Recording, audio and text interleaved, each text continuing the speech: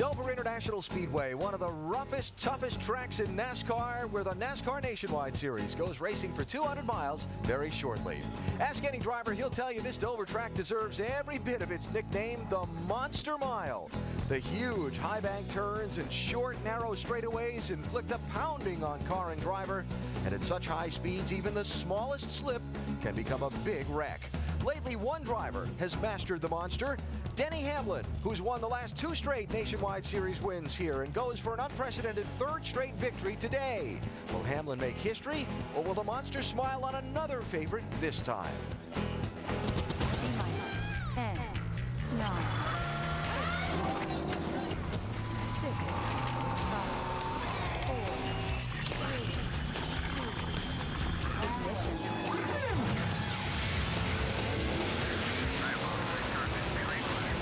ESPN welcomes you to NASCAR Countdown. The NASCAR Nationwide Series races for the 50th time today on the Monster Mile, the Dover International Speedway in Delaware. It is a beautiful day in Delaware's capital city, a touch of early fall in the air, the cooler temperatures, something of a break for these drivers as they get set to take on one of the most physically demanding speedways in the sport. Qualifying was held here earlier today. Denny Hamlin will have a good starting spot for that three-peat bid. He qualified 3rd fastest in the 32 car. Certainly he is a driver to keep an eye on throughout these 200 miles. Kelly Byers, the Wisconsin native, had his career best starting spot after qualifying 2nd fastest today. For Kelly, he was chasing Kyle Busch in qualifying, not by a little, but by a bunch. Kyle with his 4th pole of the year in search of his 8th win this year in the Nationwide Series. Mike Massaro is with Kyle Busch. And in winning the pole, Kyle Busch was nearly 2 miles an hour faster than his closest competitor. That was Kelly Byers. You've had some pretty spectacular cars this year. How does this one compare? This one compares pretty well. It's a great race car. Same car we had at Bristol, had a shot to win with there. So hopefully we can keep it all together here today and have a good run and see if we can't win another one. Now, walking through the garage, everybody's already saying you are the guy to beat today. What's that like, knowing that everyone pretty much expects you to get to victory lane? Is there pressure trying to deliver on that? No, there's not really pressure, but there's so many different things that can happen, and especially pit road here, you know, you just don't know. We can have a slow stop come out, and, you know, luckily we're the first stall, so we don't have to bang doors with anybody, having to turn around somebody. So it should be a, you know, a simple one, but they're never simple. Never simple, but he's made it look easy, Shannon. He's won 7 times this year. Yeah, that qualifying session, definitely a nail-biter for Kelly Byers. Came so close to getting your first pole. How is that car going to be in the race today, Kelly? It's going to be great. We worked on race trim all day yesterday, so that was our primary focus here. We unloaded real well off the truck, and we're able to stay right in race trim and run a good 40 laps on a set of tires and know what we actually had for a good balance. So we're actually looking forward to the race. It's the car's good enough where if it is off, if it gets tight a little bit, it's very capable of getting it right on. You know, one small adjustment will get it back for us. Yep, but he has a great view to green, guys. Shannon, thanks. Our ESPN pit studio located along the back straightaway of the horse racing track, which is along the front straightaway and pit road of the stock car track. Trust me, it all works out. And we welcome you inside. Alan Bestook with 3-time Dover winner Rusty Wallace and NASCAR team owner Brad Daugherty. The Monster Mile. Drivers love it or loathe it? Oh, they love it. They really like this track a lot. I mean, they like it for a couple reasons. Number one, the racetrack is pretty straightforward and you attack it. I mean, the corners are designed the same in turn 1 and 2 and turn 3 and 4. The other reason they like it is because the hotel, the restaurants, the casino, it's fun to come here, and the drivers and crews and everybody loves coming to Dover. This is just an extremely fast racetrack, and as you watch these guys come off the corners, these race cars are grappling, trying to find grip, and you hear that old engine torquing. They run off down to the corners. Clint Boyer was telling me when you come back around and you get into one, it's like driving off the side of a building. It's exciting to watch. It's fun to watch. It's like Bristol on steroids. And what happens when you get to the end of those straightaways is what makes this racetrack different from all the others. Oh, it really is. This racetrack's different than others. A lot of elevation changes. Take a look at Clint Boyer's car. Down the front straight, slams in the corner, bottoms out. Look at Brad Keselowski right here. See that air dam, the gap? Watch it right now.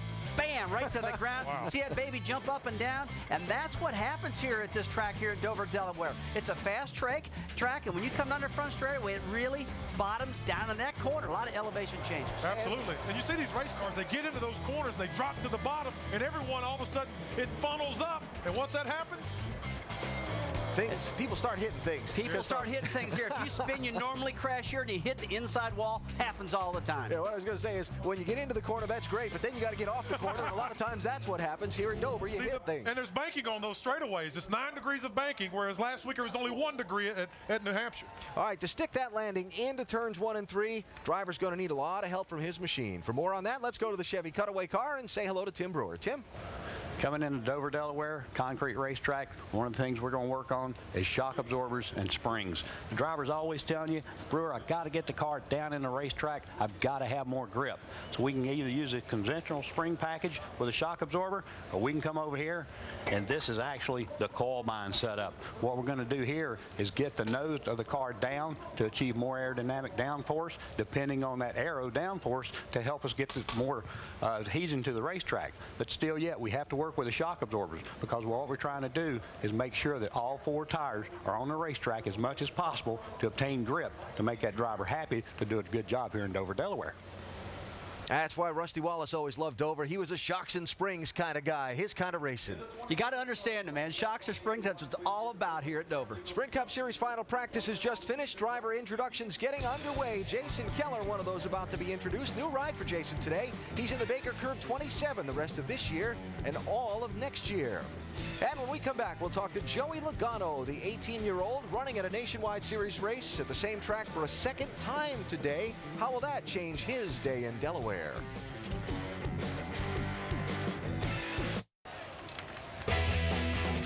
Back at Dover, there is Denny Hamlin starting third today in Todd Braun's 32 car. Hamlin and Dover's victory lane are well acquainted, and he's hoping to grab a special place in the Monster Mile record book by scoring a third straight Dover win today. Denny Hamlin was not feeling well. Kyle Busch may stand by if Hamlin gets the feeling poorly. Right now he's going to be feeling pretty good. He's the lead dog in this pack. What an incredible effort for Denny Hamlin here at the Monster Mile. He came back and dominated here last September. Do you think Denny Hamlin likes this racetrack pretty well? What a dominant performance by Hamlin here at the Monster Mile. Second consecutive win at Dover. And just getting caught up with Denny Hamlin now, who's doing a little debrief with Kyle here. The motions you were making with your car, does that mean it's very, very good? Because there was a lot of movement there. Well, usually when you're doing that, that's the racetrack here. This one is really rewards aggressive driving, I guess you could say. So, yeah, this racetrack you got to respect for sure, especially when you're racing side by side beside someone. But you got to have a car that's good enough to handle under somebody, and that's a challenge here at this racetrack. So, our Haas Avocados car was good yesterday. We didn't run final practice during the day, so it's kind of a question mark what we got. Very interesting. Sweepy has a chance to do here, Alan. 2 different race cars to win Dover twice in the same year. And not running final practice. We'll see how things turn out in the opening laps of this race. Now, in that most recent Nationwide Series race here on May 31st, Hamlin's Joe Gibbs teammate Joey Logano made his big league NASCAR debut after becoming just old enough to do so. It was only 16 weeks ago, yet so much has happened since then. Joey Logano making his first ever start. Let's see what Joey Logano's got. Logano has driven that car into the top 10. A 6th place finish in his very first start. I don't know, I guess a 6th place finish, which ain't much in my book. The 18-year-old, the phenom. Boy, what a Father's Day present, because the 18-year-old is going to win at Kentucky. The 18-year-old making his NASCAR Sprint Cup debut. He came in with a lot of hype, but he has lived up to every single bit of it. Well, it's hard to believe that was just 3 months ago. All that hype for his big debut here, and since then, 12 starts, 9 top 10s, a win, and 2 poles. Joey, biggest difference coming back this time around? It's just kind of knowing what you're getting yourself into. You know, it's the Monster Mile, so you kind of know where you want to set your car up and stuff. So we got a good GameStop with Toyota today. Seems like we got Cabela's big game on it this week, so that's cool. We got a big grizzly bear on it, and we'll see if the grizzly bear can tame the monster today. Well, Alan, last weekend he made his Cup Series debut. Today it's all about the Nationwide Series. He rolls off 9th.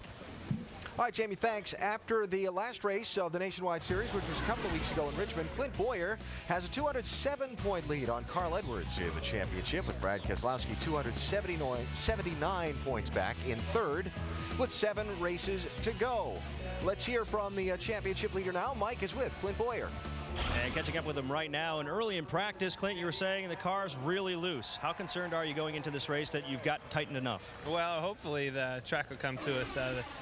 You know, it's getting a lot of rubber on the track after cut practice. I think we're where we need to be. I mean, it's running consistent. It just won't run that big lap up top, but I think back here in traffic, we're going to need it loose to get up through them, stay on the bottom. But BB&C Chevrolet, it'll be a long day for us, but it's going to be a lot of fun. Maybe a long day, Shannon, but he knows how to get to victory lane. He won here in September of 2006. Shannon. Yeah, well, the man who's chasing him in the point standings right now is Carl Edwards, 207 points behind Clint Boyer. How confident are you that you can catch Clint Boyer and win your second championship?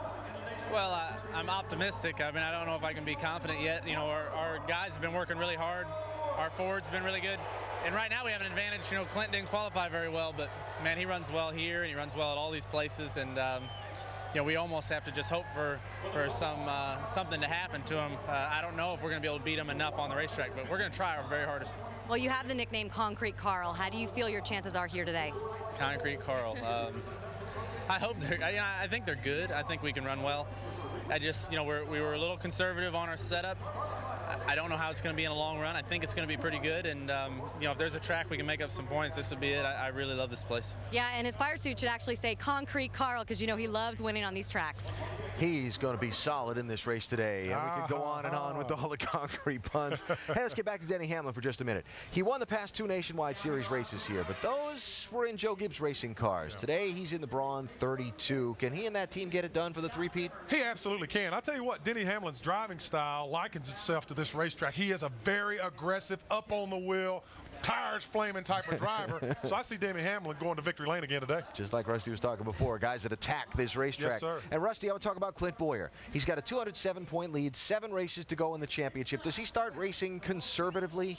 There's no way he can do that. He's got to be flat out wide open because if he blows one motor, I mean, he's right there in the grips of Carl Edwards, so he can't mess up at all today. I mean, he needs to be aggressive. He needs to do what he's been doing all year long. That's got him here, and that's drive hard. And like we said earlier, you have to attack this racetrack. You cannot drive. You have to drive hard here. Is there anything Carl Edwards can do to put pressure on Boyer for this championship? Oh, he's already got enough pressure on him right now because Boyer's behind him right now in the way this race is going to start. And Boyer's got a long way to catch up to Carl right now, so that's pressure already. And Carl pushes the pace. He is a push-the-pace type race car driver, so he is really going to put some heat on Clint Boyer. And like Rusty's exactly right. You can't lay back and try to protect your lead. You're here to race. You have to go forward. You have to be aggressive, drive hard, just try not to make mistakes. But the object of the deal is to win, and if you win, it erases all questions. All right, let's talk about big picture. 200 laps, 200 miles on the Monster Mile. What are we watching for today? Boy, there are many things to take a look for. Number one thing I'd be looking at is the entry into the corners. If you're underneath a guy and you're flying off in that corner, you can get loose real quick and spin and crash. The other thing is, I mean, exiting the corners. When you exit turn 2 here at Dover, it flattens out pretty quickly, and turn 4, the same thing. You're going to see a lot of spins right there, and you're going to see a lot of spins off of turn 4. Yep. And those are areas you really have to look at. So I think those are crucial things as far as handling. Another thing, that pit road right there. If you overshoot that pit road, hey, remember what happened to Matt Kenseth a couple years ago? Hit that tire barrier, had a big crash. You can't make mistakes on pit road. You can't. And the big thing for me is watching the groove. As the groove starts to come in and the more rubber's on the racetrack, you'll see the race cars start to move up. It's great we had these last 2 practices late here to get a little more rubber on the racetrack so they don't have to run the bottom the entire time. So we'll see some great side-by-side racing.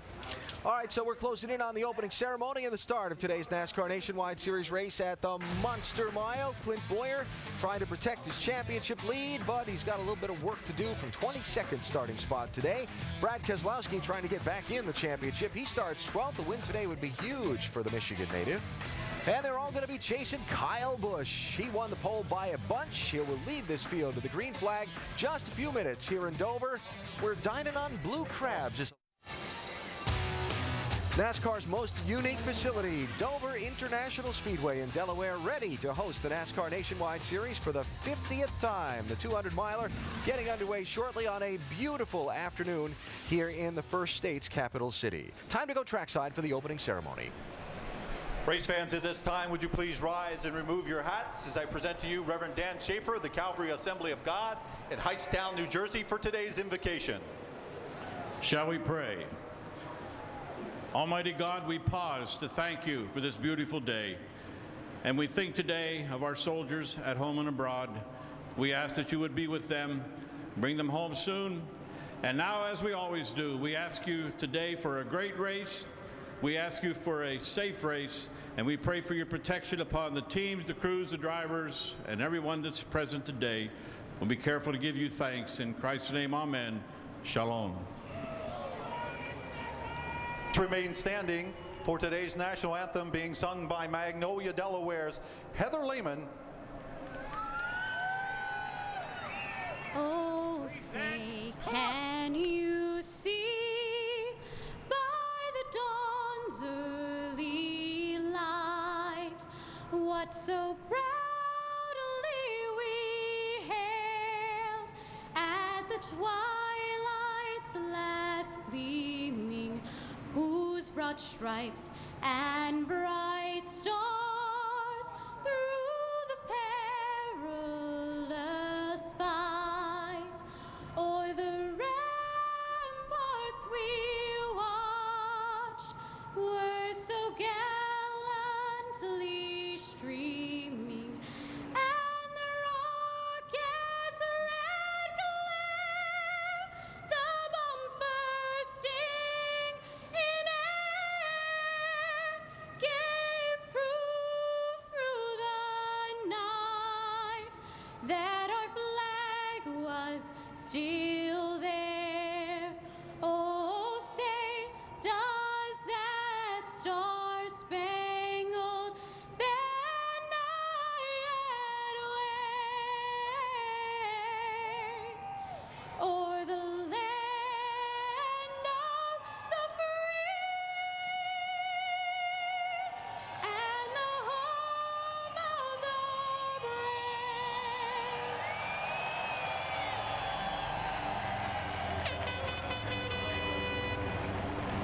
The military, such a huge presence in this local community. The massive Dover Air Force Base just up the road from the racetrack. And now time for the drivers to buckle in. A beautiful day, a great crowd, very talented field of drivers, all looking to take home the trophy from one of NASCAR's most challenging tracks, the Monster Mile. The engines fire next.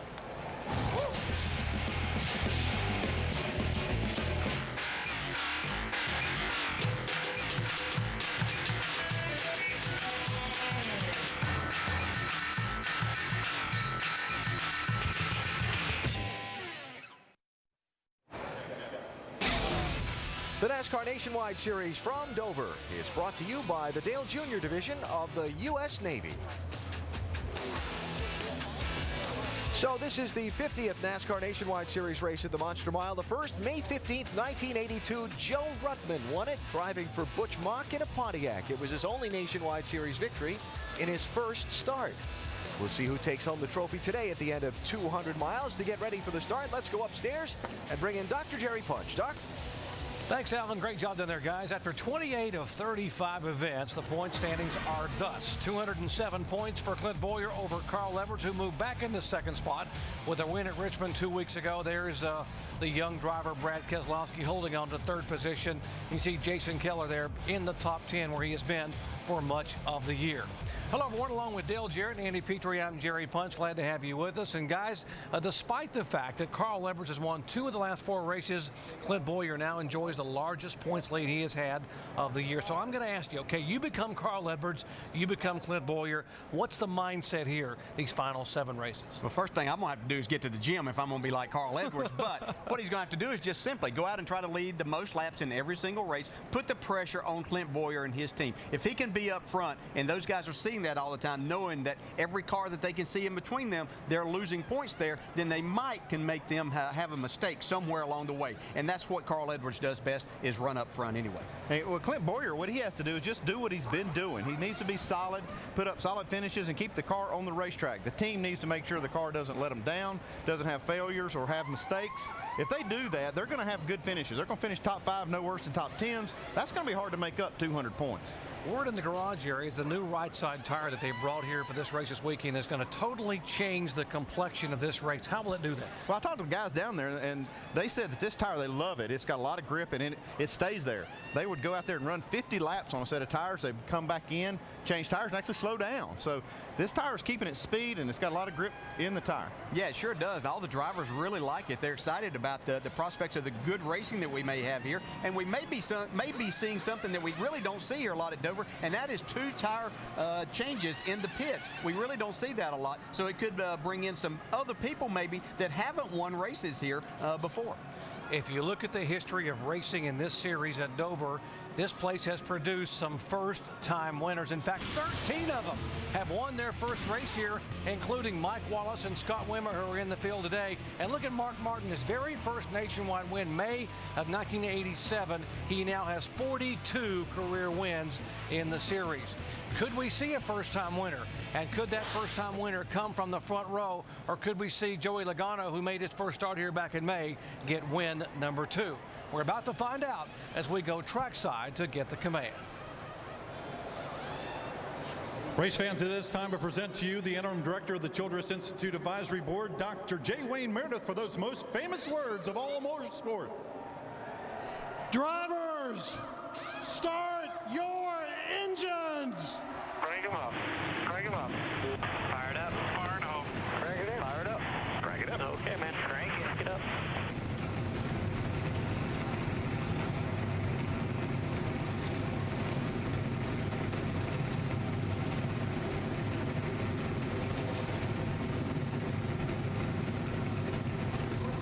Engines have fired, and 43 of NASCAR's finest at the battle here on the high banks at Dover, Delaware, the Monster Mile for 200 laps and 200 miles.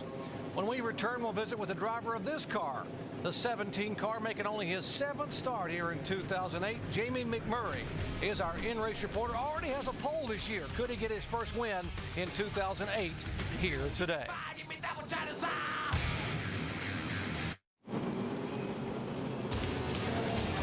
Beautiful day here in Dover, Delaware. NASCAR Nationwide Series cars rolling out behind the pace car. So let's take a look at our starting grid. 4th pole of the year and 11th of the year for Toyota. Kyle Busch will lead him down. And beside him, best ever qualifying effort for a 24-year-old Wisconsin driver, Kelly Byers. Could he be our 14th first-time winner at Dover? He was that good in the final practice session. While you watch to see where your favorite driver started, let's visit with our in-race reporter, Jamie McMurray, who starts 7th in the City Financial Ford. Hey, Jamie, Dale Jarrett, ESPN. You have a copy? Loud and clear. Hey, Jamie, we've heard many drivers, including yourself, say how much they enjoy racing here at Dover. What's most special about it to you? Man, I don't know. It's just, it's super fast racetrack. It's a lot of fun here if your car is good. This is one of the places, though, that if your car's off, it's a really tough track. So I've always liked Dover, and we've run well here ever since it was the Busch Series. So I look forward to today. All right, Jamie, our second question comes from our ESPN mailbag, and one of your fans, Larry, in Birmingham, Alabama, would like to know, you've run well at Dover, and so has Roush Fenway. Do you feel like the pieces are in place for you to get your first Dover win today? Absolutely. This is City Financial's home racetrack. They're based just over right by here in Baltimore. So we have got a lot of fans in the stands from City Financial today, and certainly look forward to getting a win for them. This is it's been a good track for Roush Fenway, and it's been a good track for me. So we're going to do what it takes today. All right, Jamie. Thanks for talking with us, and good luck today. 10-4. Hey, Pierre Cattell, Andy Petrie up here in the booth. You got us? Andy, I got you loud and clear. Hey, PK, a couple of things here. How do you like this new tire, this new right side tire we have, and how might that affect strategy today? Tell you what, Goodyear's done a good job on this redesign with this tire here. It's lasted really well. In the past, when we've shown up here, in this first practice with a green racetrack, we'd only get about 15 to 18 laps before we get to the course. So Goodyear's done a wonderful job getting us a great tire. We're going to have to see how the strategy plays out. In that first practice, we just didn't get a lot of time on it. And, I'm sorry, we did get a lot of time. They gave us another set of tires, and it looks like wear's going to be good. Okay, PK, you guys have good luck today. Thank you for talking to us. This one should be fun to watch. Everybody excited about the new right side tire and how good the racing should be. For us, update some of the stories we'll be following today. Heading to the pits first, here's Jamie Little. Well, Doc, somebody to watch today. Kevin Harvick back behind the wheel of his 33 car. Now what's different? Crew chief Shane Wilson. They work together in the Nationwide Series. He's actually just on loan today to Kevin Harvick from Richard Childress Racing. These two have quite the history together. 15 Nationwide wins. They won the championship in 2006. Shane tells me they have the car that can get it done today and win here. You know, Kevin Harvick is great on these concrete tracks, but he's never won here at Dover and never won in his own car. Shannon Spade? Well, Jamie, we're all familiar with the nickname Concrete Carl, but there's a driver looking to dethrone Carl Edwards. That's Brad Keselowski, who has 2 wins this season on this type of track. His most recent coming at Bristol in the very car that he's driving here today. Now, Keselowski is starting this race 12th, but if he does go on to victory lane, we might just have to come up with a new nickname. How about Concrete K? Mike? Well, Shannon, as we heard Andy Petrie say earlier, one variable that could be a factor today, the new right side tire. By all accounts, it's been a very positive change. Why? Well, let me show you here. These are the marbles this tire is producing, much like the old traditional tire. Real rubber, if you will. We've seen so many tires here in 2008 that just disintegrate, form a powder-like substance. That has not been the case. Much more grip. Speeds are not really falling off with these tires. The cars are reacting better to changes, and these tires are more durable. One crew chief told me they thought they could go 20 laps before getting down to cords. Instead, they went 65, Dave. And Mike, finally, don't let this place get to you or get you. Narrow pit road, high banking, a track that can clutter if there's crashes. Don't let this place get to you. Don't let it be like the B movie where everyone runs and stands right in front of the monster and doesn't go anywhere. Don't let this monster get you. Run away from it. Don't let it get you with the things that it can do. Doc? The monster can reach out and bite you. We're going to have you inside the action throughout the afternoon. 8 different onboard cameras. 43 drivers. Some of the NASCAR Nationwide Series best. It is a 200-lap race, 200 miles, pit road speed 35 miles an hour. Very hard to get down to 35 coming off turn 4 so abruptly. There's the pit window. And the banking at 24 degrees in the turns, 9 degrees on the straightaway. Pace car is pulled away. Getting set to turn them loose, Kyle Busch and Kelly Byers on the front row.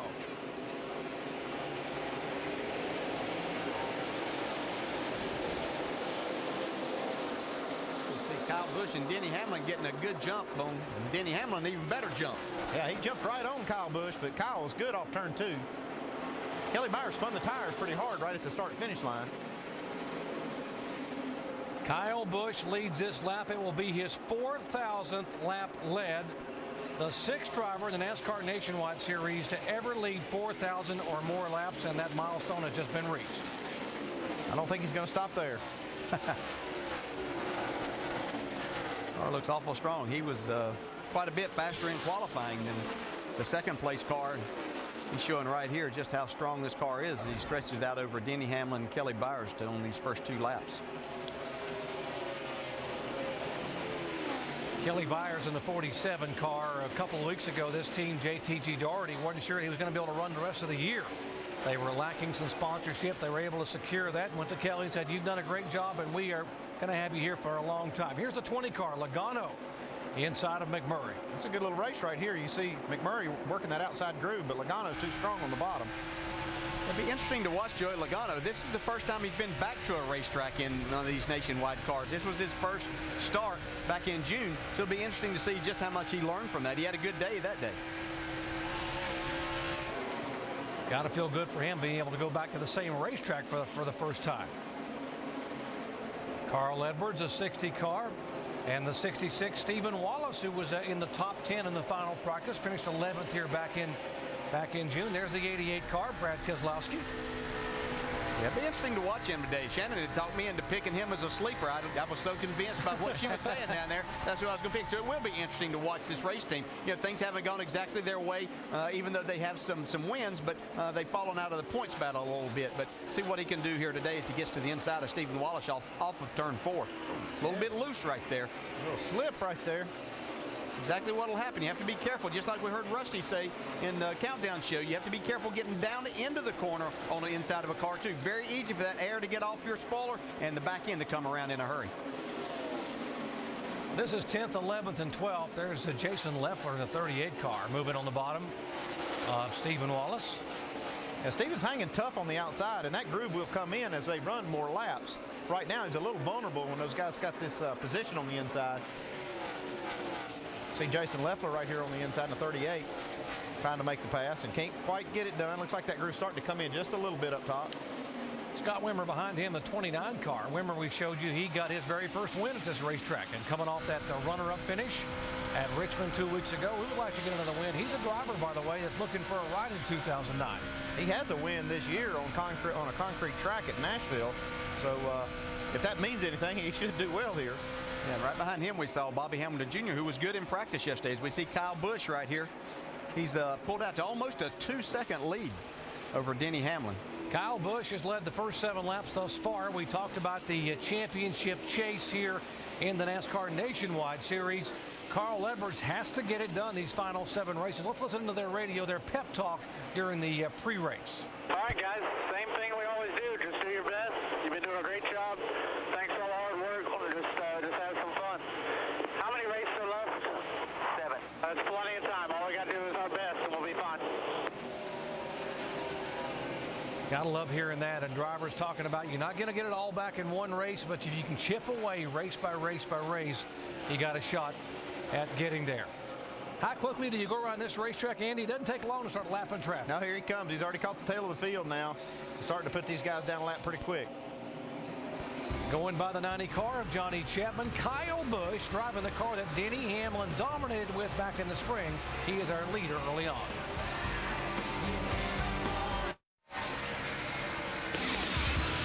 Motorsports calendar coming up. NASCAR Sprint Cup Series Happy Hour tonight, 6 o'clock Eastern Time, following our coverage here. By the way, Dale Earnhardt Jr. was the fastest in the early afternoon session. We'll see how he'll do at Happy Hour.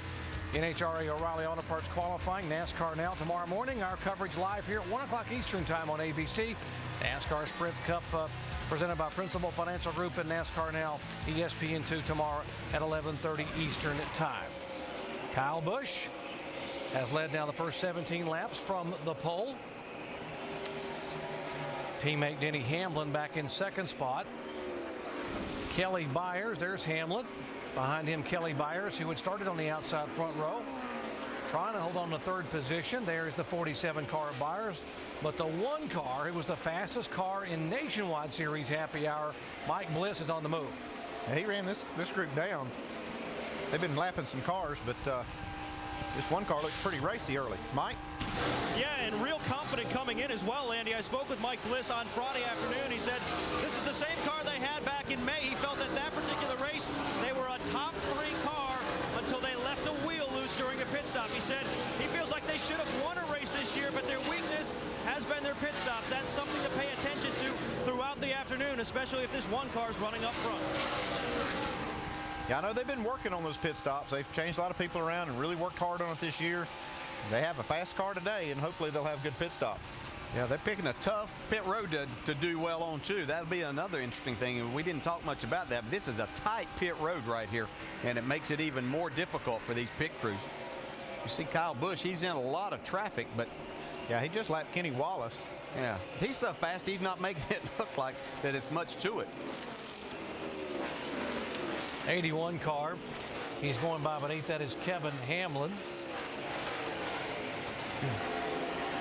30 car up there, Stanton Barrett moving in on Stanton, who came here with 2 cars for the weekend, trying to qualify for the Cup race and the Nationwide race. Trying to put together a program for 2009 to run more in the NASCAR Sprint Cup. Like Kyle Busch can drive this car anywhere on the racetrack. It just sticks right on the bottom. No problem there. Kyle Busch has already run over 63 different races in 2008 and has a combined 18 victories. You got to ask him, Kyle, why do you race so much? Just to choose to run in any series is just because I'd rather be out there on the racetrack than in a motorhome watching it. You know, I mean, you hear trucks or cars going around the racetrack and you're sitting there, you're watching it on TV anyway. So why not just be out there participating in it? And, you know, that's my philosophy on it. Now he's driving the car that his teammate Denny Hamlin actually won with here back at the end of May. And I asked the guys what the biggest gain was they made to that race car over the course of practice for Kyle, as we see now Jason Leffler getting underneath the 60 of Carl Edwards. And Kyle said that the biggest gain was a shock package that gave me more overall grip, and it sure looks like the 18 has it at the start of this race. Race car just looks different than the other cars. I mean, obviously it's faster, but it just looks like the whole race car is down in the racetrack. And man, when you get something like that as a driver at a fun place like this, better watch out. Marcus Ambrose, the 59 car, making a move. There is the 2 car, our points leader. That is Clint Boyer. Boyer being shown in 17th spot. Ambrose is 16th in front of him. Well, he's not going forward all of that fast. He's being pretty patient. The good thing is if he keeps running like that, he's going to see his closest competitor, Carl Edwards, coming back towards him. 99 car making a move. David Rudeman underneath Stephen Wallace. Both these guys ran very well here in the spring. Well, Stephen looks like he's still struggling just a little bit. You can see him get a run there back up to David Rudeman, but probably because that inside car usually has to check up just a little, and Stephen was back in the gas. But whoa, Rudeman getting pretty loose right here. Pretty loose, yeah. Just typical here. These cars are very aero sensitive, and you run pretty fast, and you're still going over 140 miles an hour through the corner, so you get somebody right on that back bumper. Makes it interesting. Mike? Yeah, guys, just before you put him on camera, David Rudeman did radio in and say, guys, I'm getting extremely loose. Jerry Baxter had to calm him down a little bit and said, next time we bring you down pit road, we'll make a track bar adjustment. We're planning to lower it a little bit and tighten you up. David Rudeman trying to hold on to his position. Currently being shown in 13th spot. It has been all Kyle Busch thus far. Set on the pole and has led all 28 laps. Back in just a moment.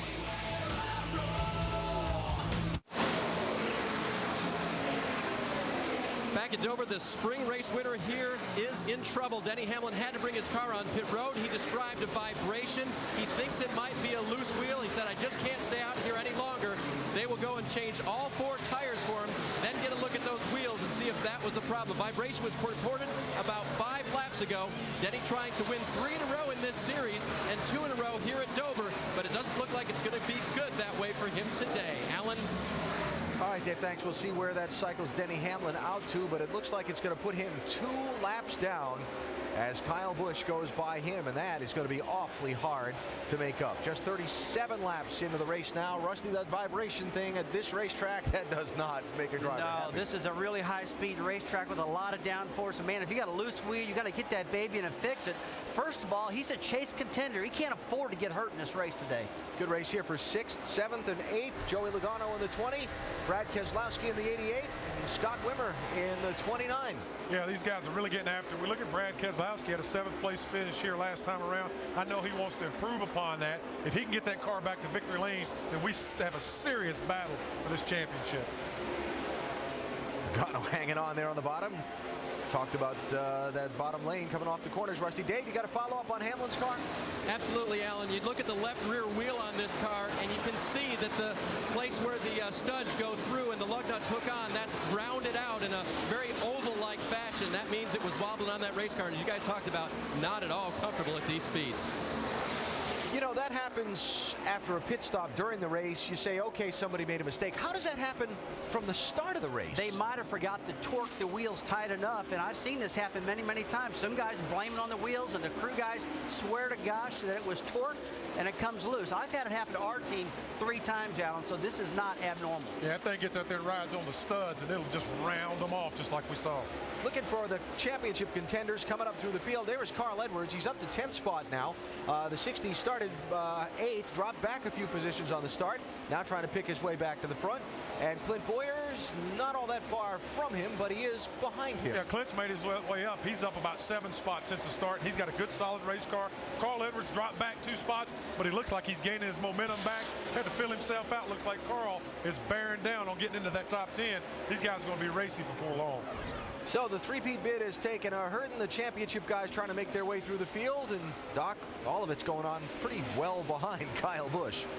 Kyle Busch just picking them off one by one. There now are only 21 cars on the lead lap here at 42 laps in, so that's how good Kyle Busch has been.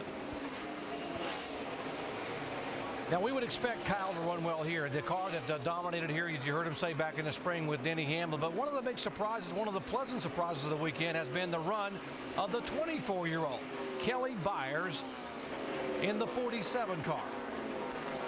Car is handling great right here. You see how he's moving under these lap cars.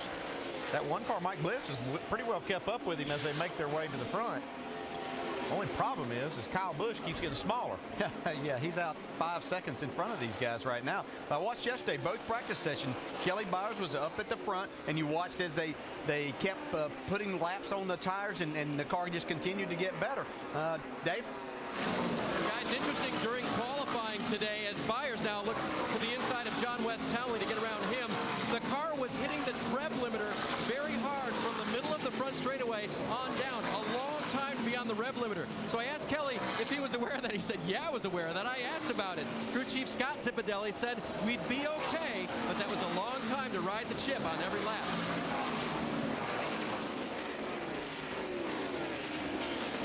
Took him a little while to get around the 09, Dave, as well, trying to tiptoe by the John West Townley making his first start. Here's Denny Hamlin, has been on and off pit road. If you just joined our coverage, they had a wheel issue, a stud issue problem in the left rear that's cost him now 2 laps. To update exactly what happened, let's go down and take a look at our Chevy Cutaway car and Tim Brewer. Hey folks, what you seen a while ago was the wheel area was actually wallowed out right here, but what they didn't explain to you, as that thing was rocking back and forth, it actually wore the threads off of this wheel stud. So he's probably going to be calling back in here in a little while if they didn't get that thing extremely tight, because once you wear those threads out right there, the only thing you can possibly do to help the thing is go in and put a wheel spacer on it, which moves the threads back in place. Doesn't give you as many threads, but it gives you good threads to bolt the thing to. So if he calls back in there with another loose wheel, they're going to have to put this wheel spacer on there to get away from those bad threads.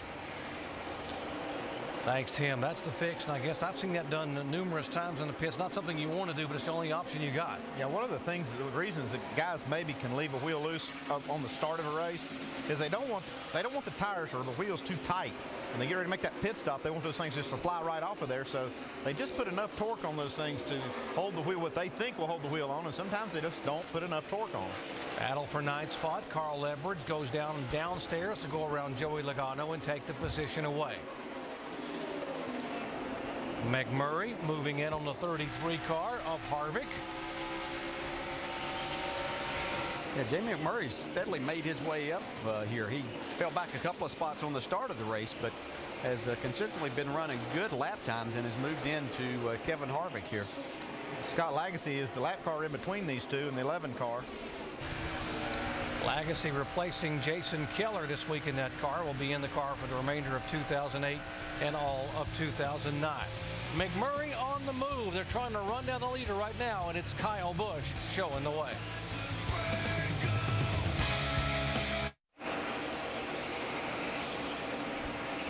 Working lap 55 here in Dover, Delaware. Kyle Busch has led every single one of them from the pole thus far. Denny Hamlin, his teammate, who had been on pit road and lost a couple of laps, able to go by with fresh tires. As you look down on this racetrack, this 1 mile concrete oval, you can see a lot of different grooves being chosen by the different drivers, and rather successfully. Rusty Waltz, what's all that about? Doc, I'm watching what's going on right here, and I'm kind of liking it right now. This new tire these fellows are running out there seems as though they don't have to run right on the bottom of the racetrack. I see them running multiple grooves on the bottom, in the middle, up top. Kyle Busch is still the fastest car out there. And one reason I've been wondering about Kyle for many races now. DJ, I don't know if you've been watching this 18 car or not, but this car seems like it's awful flat in the back of the car. A lot of cars I see, there's a lot of rake. The front ends are low, the back ends are very, very high. But week after week, I see the Gibbs cars awful flat, and it seems to be paying off for them. So they must not be paying a lot of attention to this pitch in the car like many of them are. Yeah, it looks like they may be opting for some grip and mechanical grip, and that may mean softer springs in the back end, and that could be something to do with the tires that we have now, that they're going away a little bit from that to try to get some mechanical grip and to make that tire in the sidewall work a little bit better. It's an ongoing battle these guys have, but Kyle Busch I think he's got that Rusty Wallace line going right now, right around the bottom here. That's how I always remembered you being fast around here, and Kyle Busch has got this baby hooked up. Well, I think everybody wants to run the short way around the racetrack, which is usually right on the bottom, but whether we're a California or whether we're at Michigan or whatever, I have been seeing these Gibbs cars, the 18 car, the 20. The attitude is totally different than the rest of the field, and I got to believe there's something to this. They got to face it, guys. They've won more races than the rest of these cats, so there must be something happening there.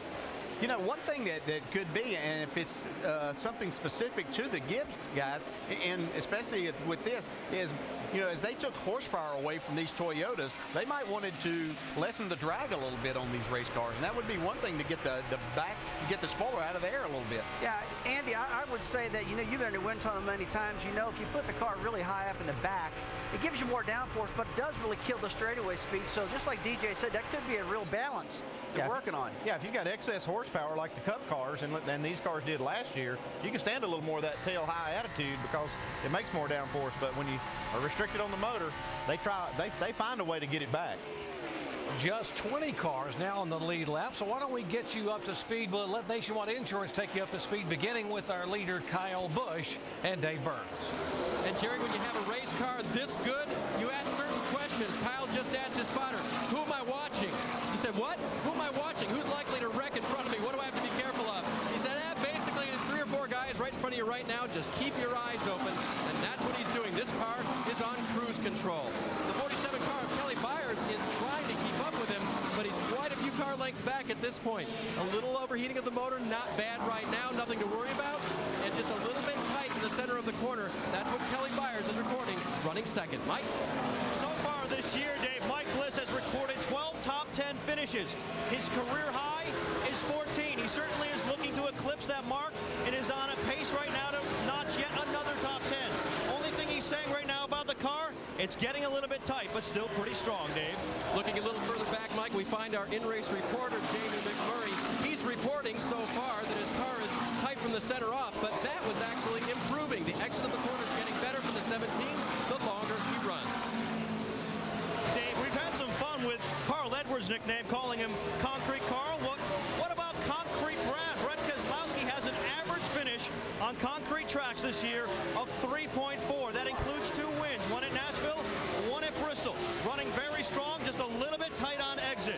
Meanwhile, right behind him, that's Scott Wimmer, another guy who's had some success on concrete over the years. He's had a pretty good weekend so far. In practice, he was about, in his estimation anyway, about a 10th off the pace of the 18 car. He said, though, we could probably run with Kyle Busch on long runs. That's where we're real strong. Meanwhile, Kevin Harvick still looking for his first career win behind the wheel of one of his KHI cars. This may be the afternoon. He's reunited with his longtime crew chief, Shane Wilson, who's on loan from RCR. Remember, they've had magical chemistry over the years, including 6 victories together a year ago. They're looking for that combination to pay dividends once again this afternoon. Car's just a little bit tight, Jamie. And right behind him, Mike, is Jason Lepper. He's been one of the fastest cars on the racetrack all race long. Now, they had a little incident in practice. They didn't get a qualifying run in because the motor felt a little sluggish and a little flat. They thought they blew it up. Well, when they brought it in, realized they had a hole in the tailpipe. Of course, they fixed it. They came out. They're one of the fastest cars. He's been running top 10 the entire time. Behind him is Carl Edwards, and we're going to go upstairs to Doc. Thanks, guys, and a pretty good battle heating up here. Watch Bliss now moving in on the 47 car of Byers. Byers has run laps considerably quicker, but now Bliss has reeled him back in, and they're going to try to make the pass. Here he goes. He's finally getting underneath this 47. They've been together the whole race since it started, and going for this spot, and Mike Bliss finally makes the pass. They've actually caught Kyle Busch a couple of seconds, and I know that Kyle Busch has been in traffic, and that's caused him to lose a little bit of this lead, but these guys have actually made up some ground on him.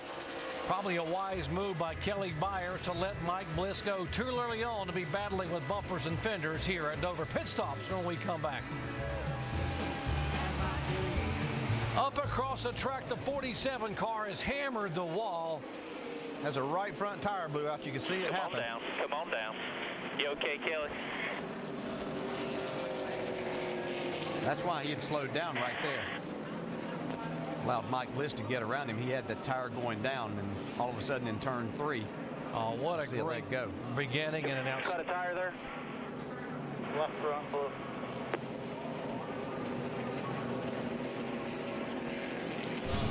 Abruptly up across the racetrack, looking back from Bliss. Watch this. Oh, wow. Oh, you're doing a hell of a job there, bud. Proud of you. There's not a worse place. There's no good place for this to happen, but there's not a worse place than here at Dover. You're barreling off down in that corner, the tire lets go, and there's nothing that you can do. Thank goodness for the safer barriers that we do have here. Makes that a lot less painful. Kelly Byers is moving around inside the car, which is a good thing. DJ, many drivers have hit before, and they've told me when they come back to the care center that the first thing is you just can't get your breath. You can't get a deep breath, so people are talking to you on the radio and you can't respond because you can't breathe. Yeah, we heard Kelly not be able to say very little right there, and it literally does. Again, you barrel off into that corner, you're running over 170 miles an hour, and you literally, nothing slows it down. Even though that tire goes down, you almost feel like you pick up speed, and you hit that wall a ton, and it just knocks whatever breath you have in you out, and it takes a little time to recuperate from that and get your wits about you. See this with real speed right here. Wow. I've done that before, folks. I can assure you that any driver that's been here and had that to happen, and you see that happen, it's almost like you lose that again. But right front just lets go. And again, this obviously was something he was probably feeling, that tire was either coming apart or he had run over something and that tire was going down, and then it let go going into that corner. And Andy, they were just a handful of laps away from their first scheduled stop. Yeah, they had a lot of laps on these tires, so the rubber is kind of thin on them, so if they do run over something, it can cause something like this right here. Let's go down to pit stops. Mike. Remember, Doc, Mike Bliss said back in May when they were here last, the reason they really fell off the pace was because of a loose tire on a pit stop. Pay close attention. Car's a little bit tight. Team going to work now on the right side, trying to pull off a clean stop there, but still trying to compete with the faster crews. They're swinging now finally to the left side, trying to loosen that car up, Dave.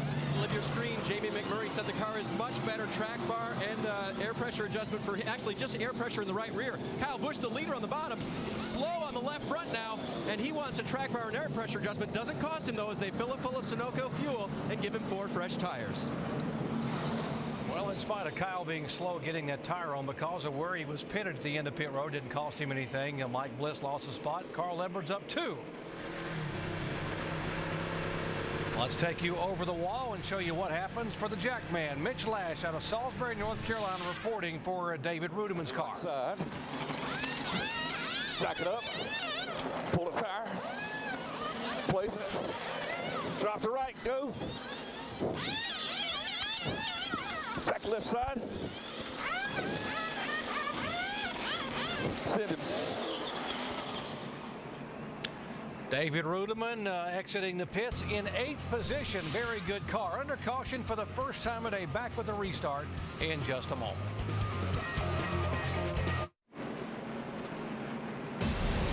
Tonight, ABC College Football preseason #1 Georgia Bulldogs look to remain unbeaten against Rudy Carpenter and the Arizona State Sun Devils. How will Georgia's ground attack respond to the hostile environment in Tempe? Saturday night college football presented by Southwest Airlines on ABC tonight at 8 o'clock Eastern Time. Some issues on pit road for the 88 car. Brad Keselowski here just a moment ago. It's in front of you there. They tend to get stacked up real quick here a lot. I'll let you know what's going on. See right here, they have clean stop going so far. Right rear guy now loses a lug nut. He's got a place on his helmet where he's carrying an extra lug nut, but it takes just that, second or two to put it on there. Here's the team examining the tape, trying to figure out what happened. So they can go to the videotape and see that they can learn what happened. Also issues with the left front for Kyle Busch. Yeah, he had the advantage of having a big lead when he came in and the #1 pit stall. So this little hiccup they had with mounting that left front tire didn't cost him the lead. The Aaron's lucky dog was the 27 car. Jason Keller making his 451st career start. And he will, because he was the first car lap down, he will get the Aaron's lucky dog free pass and be back on the lead lap. Now we are showing 22 cars on the lead lap. And by the way, Denny Hamlin now only 1 lap down as they come down to the green flag here on lap 76.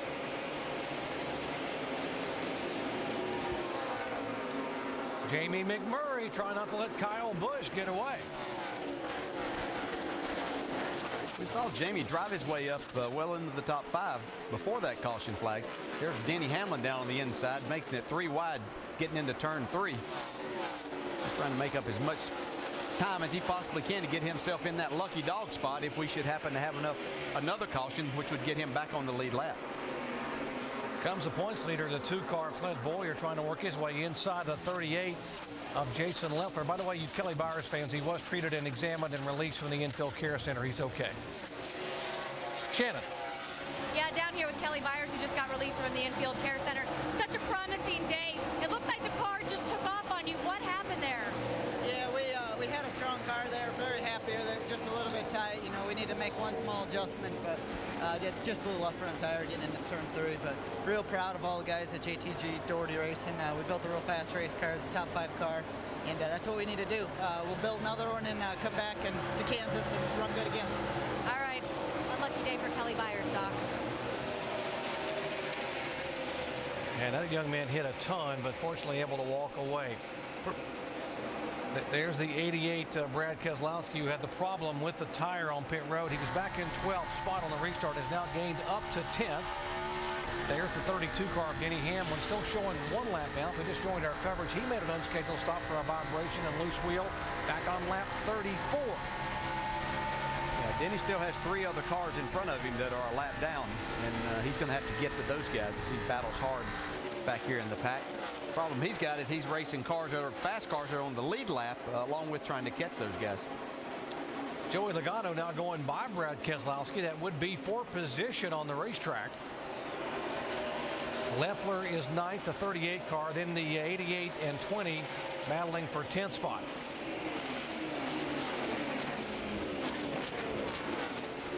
The team cars is 32 and 38. They're really close together right here. Haven't they had some contact this year already? I think that was Darlington. Might have been also here. Yeah. There's the 2 car, Clint Boyer, in front of Landon Castle. Boyer now moving all the way up to 8th position. Some of the biggest movers. There is Boyer, moved 14 spots. Rudeman up, and so is David Strimmy. Jamie.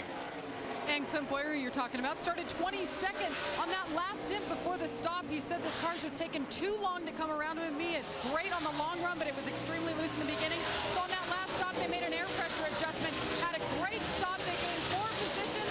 The car is still better as he continues to knock them off one at a time, Doc. Jamie, that's exactly what Clint needs to do, is march this car into the top 10 and stay there. I mean, he doesn't have to worry about winning races, and he's just been so consistent this year. Only 1 win on the season, but it's that consistency that's allowed him to stay atop the points for now 23 consecutive weeks. And with a 200-point lead, he can afford to just be solid right here. He doesn't have to do anything flashy or try to roll the dice on anything. Just be solid, just stick to the fundamentals, and that's what they're doing a good job of it right here. Yeah, and he doesn't have to look far to see the 60 car right up in front. We see a battle going on here. Denny Hamlin, who is a lap down, Joey Logano, Brad Keselowski. These guys have been battling hard. Wow, this is a 3-wide battle off the corner right here. There's a lot of room on this track, but not coming out of the corners, I don't think, for 3 wide. David Reagan also moving in, one of the double duty drivers. Reagan the 5th in the NASCAR Nationwide Series points in that 6 car. Got a report from the pits that the tire wear looked pretty good on those cars that made their stops after that long run. That's good to hear. You always wonder after you have a tire problem like we saw with the 47 car there, and knowing there is a new right side tire here, was there any problems? But wow, Denny Hamlin he's driving hard, and that car is really not right. No, not at all right now. He can't afford to lose spots here. He's got to work his way up to try to get in this position for this lucky dog. And the caution is out.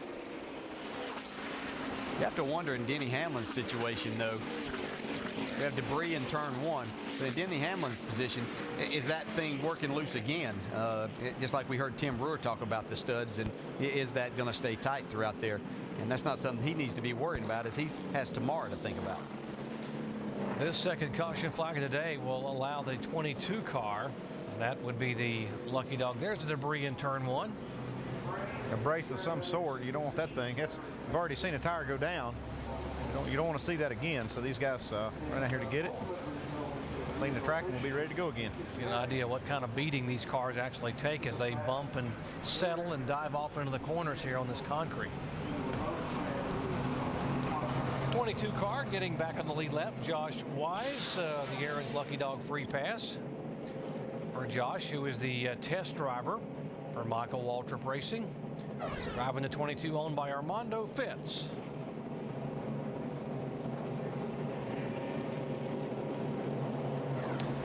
Kyle Busch has 7 wins in 2008 in the NASCAR Nationwide Series, including a very impressive performance on the West Coast at Fontana, California.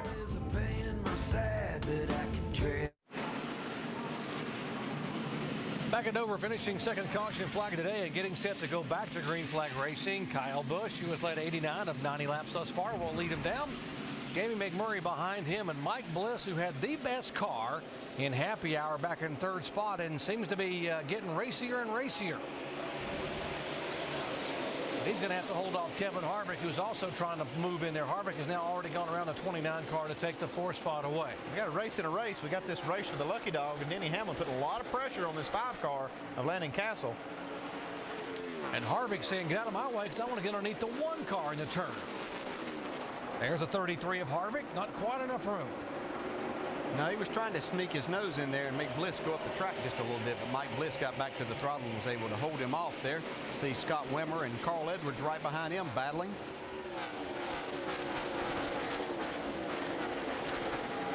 Concrete Carl trying to take that position away. Can't quite get it done. That's 5th and 6th.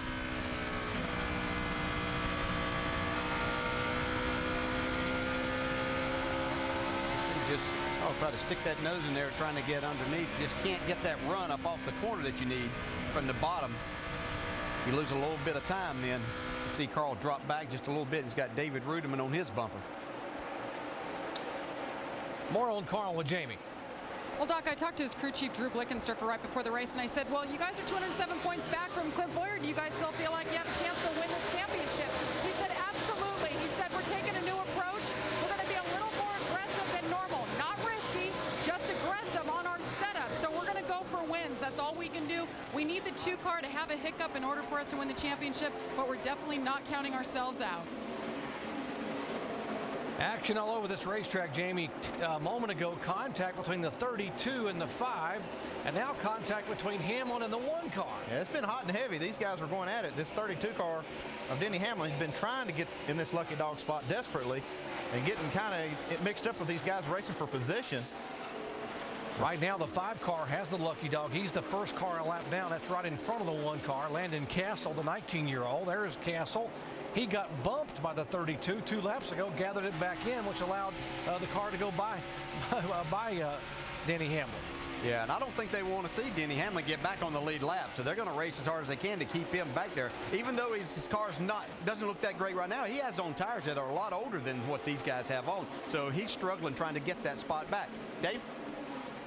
And even though the tires are not fresh, DJ, the car has been pretty good. Just a little bit loose on the last time before they took on those tires, and just a slight track bar adjustment to help him out. So still a very good race car if he could just get back on the lead lap. Got to spin off the 4.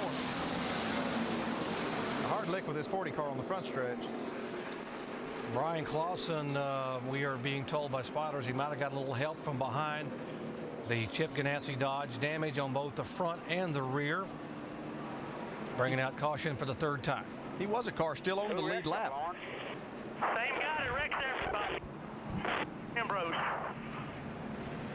Just jacked him up, dude. That was straight up. Sounds like they're not very happy with the 59 car right here. We'll see what happens. Well, this 40 car started to get a little bit loose. Yeah. Right before the contact. You can see the front wheels were actually turned to the right just a little bit. Yeah, you could see that possibility he had to get out of the throttle just a little bit, and hard for that car right behind you to check up all the time when you're wide open out of the corner. You can see right here, back end stepping out just a little bit. And you can see the nose. You can see the nose of the 59 kind of drop, but the reaction there when you're that close, you just can't stay off the guy. Bobby Hamilton Jr. 25 car going by. Josh Wise, all those cars on the lead lap.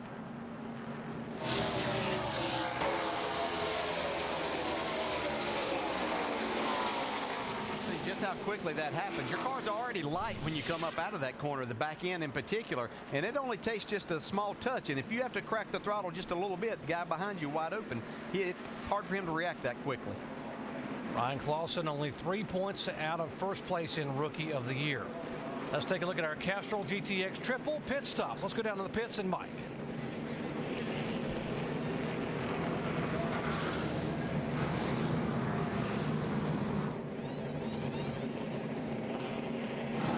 Biggest complaint for Jamie McMurray was that the car hit so hard at the start of the run, he really couldn't compete as well as he wanted to. So they're going to make an air pressure adjustment for him and 4 tires for him. The 18, our leader, Kyle Busch, they really discussed whether or not to come down at this point. Kyle wanted to know how many laps to go. The call was made for that. He said, yeah, let's come down. 4 tires. He'll be beat off the pit road by the 6 car of David Reagan, but no adjustments to the 18 car. Reagan up 8 spots. Edwards lost 2 positions on that pit stop. Yeah, but Clint there's Boyer somebody did else also. Yeah, have some more than that. I believe those cars might have got together. The 60 and the 2 on pit road. They've been together on the racetrack quite a bit this year. No love lost here. While these 2 points contenders trying to exit, there comes Rudeman out. 99. Oh, wow. Yeah. Oh, this is, yeah, he got a lot of damage out of this, Clint Boyer. You just can't race side by side down this pit road. You have to get single file as soon as possible. Yeah, you can't even take that chance whatsoever, because anytime that somebody else pulls out, that just takes away another spot there or another lane, and it creates this very type situation. When you're the points leader, it's not what you want to have happen. Boyer has to come back on pit road to get some of that sheet metal peeled away. Headed down at 35 miles per hour. Jamie. And Clint Boyer just telling his team, I've got damage left and right front. They're going to check. He asked him to check that camber when he was coming down. And Clint asking his team right now, make sure we weren't speeding there, make sure I wasn't in the right gear. He's supposed to be in first gear, 4,500 RPM coming down. So they're pulling those fenders out there, trying to fix that damage. Unfortunate incident. The 60 and the 2 find each other once again, Doc. 88 car back in, Jamie. They're trying to get some, pull some fenders away from that right rear on Brad Keselowski's car. Mike? It's been a rough day on pit road for the 88 team, guys. You know, they had a bad stop their first time down pit road. That last stop, not very good either. Brad came over the radio just before he came down pit road saying, hey, check my lug nuts. I think I may have a loose wheel. I feel a vibration. Still, the team going to work now on the right side of that car. A lot of bear bond being put on there, too. Maybe some damage. They've got the sledgehammer out as well. He's away. Not a good day in the pits here. We talked about how this is a very difficult track, not only to get on pit road, but be able to survive and get off. That's a disaster right here. The car fell off the jack. And they don't have a lot of things going right. Carl Edwards with some bracing hanging out the back of that. I don't think the aero part of it there is that bad. We can see him pulling out here. Carl Edwards, the 2 car on the outside, and then David Rudeman, who has to go around the 88. The problem right here is Clint Boyer put himself in a bad position by putting his car up on the outside of the 60. Yep. Right here, he should be single file because this pit road is just too narrow to do this. Yeah, and when you're in that spot, you're not going to beat that 60 car out anyway, so just get back in line. And you're not allowed to pass anyway when you're in the outside lane on pit road. That's against the rules in NASCAR, so now the damage pretty evident there for the 2 car of Clint Boyer.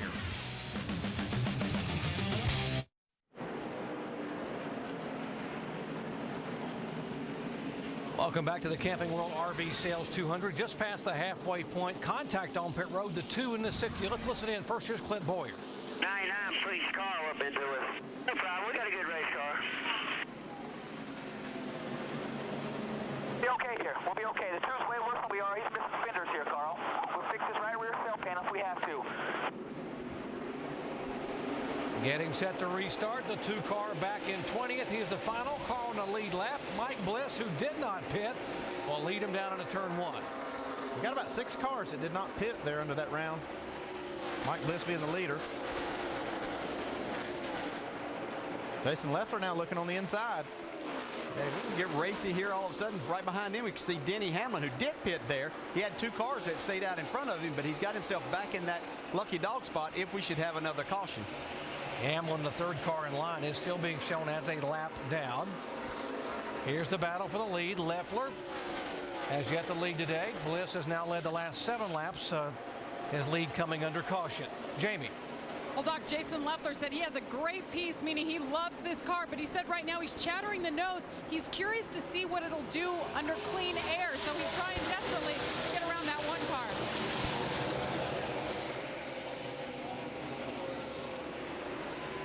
Caution a moment ago came out the third time of the day for a hard impact by the 40 car. Brian Clausen, let's hear from him. Shannon. Yeah, Brian Clausen just released from the Infield Care Center. Are you all right? Yeah, just a little sore. It's a big lick right there. Just, hate it. We just started working our car. We struggled all day yesterday, and finally got it working at the end of practice, and was running all right there, and then kept tuning on it, and hate that it ended early. It's don't really know what happened there. Felt like the 59 just kind of jacked us up off the corner there and turned us around, but we'll have to go back and look at it and see what happened. Did you have any idea the 59 was so close to that back bumper? Yeah, we were running in traffic there and trying to get around the 09, and I knew he was up there and working the high side, and kind of got a little tight behind the 09 there, and was going to go back to the high side over 1 and 2, and he just jacked us up off of 4 there. So, like I said, hate it for all my guys and everybody on the Fastenal team. We worked really hard this weekend, and we'll go back at it in Kansas. All right, a disappointing day for Brian Clausen, Doc, who, of course, is going for that Rookie of the Year here in the Nationwide Series. Thanks, Shannon. Stephen Wallace, by the way, 66 car, he had stayed out and did not pit. He had already been on pit road lap 89 before that caution came out, just 10 laps earlier. He was trying to hold on to the third spot, but Kyle Busch just came sailing by to take that spot away. There's the 18 of Busch. Yeah, he's making fast work of all of these cars that he gets to. But I'm looking at Mike Bliss's lap times. He did not pit, and he's making some really good laps right here. And we heard that this tire held up well, and it's showing that it is. It's a good move possibly for the Bliss team. What did you say at the top of the show? The longer you run this tire, the faster it gets? That's what a lot of guys said. They said it usually, they heat up, and the heat actually makes the tire slow down, but new tires really didn't help much. Bit of a slip a moment ago by Clint Boyer, went way up across the racetrack. Gotta believe he's got some things bent in the front of that car trying to hold on. Here is Kevin Harvick in his own car going by the 29 of Wimmer. That's for 6th spot.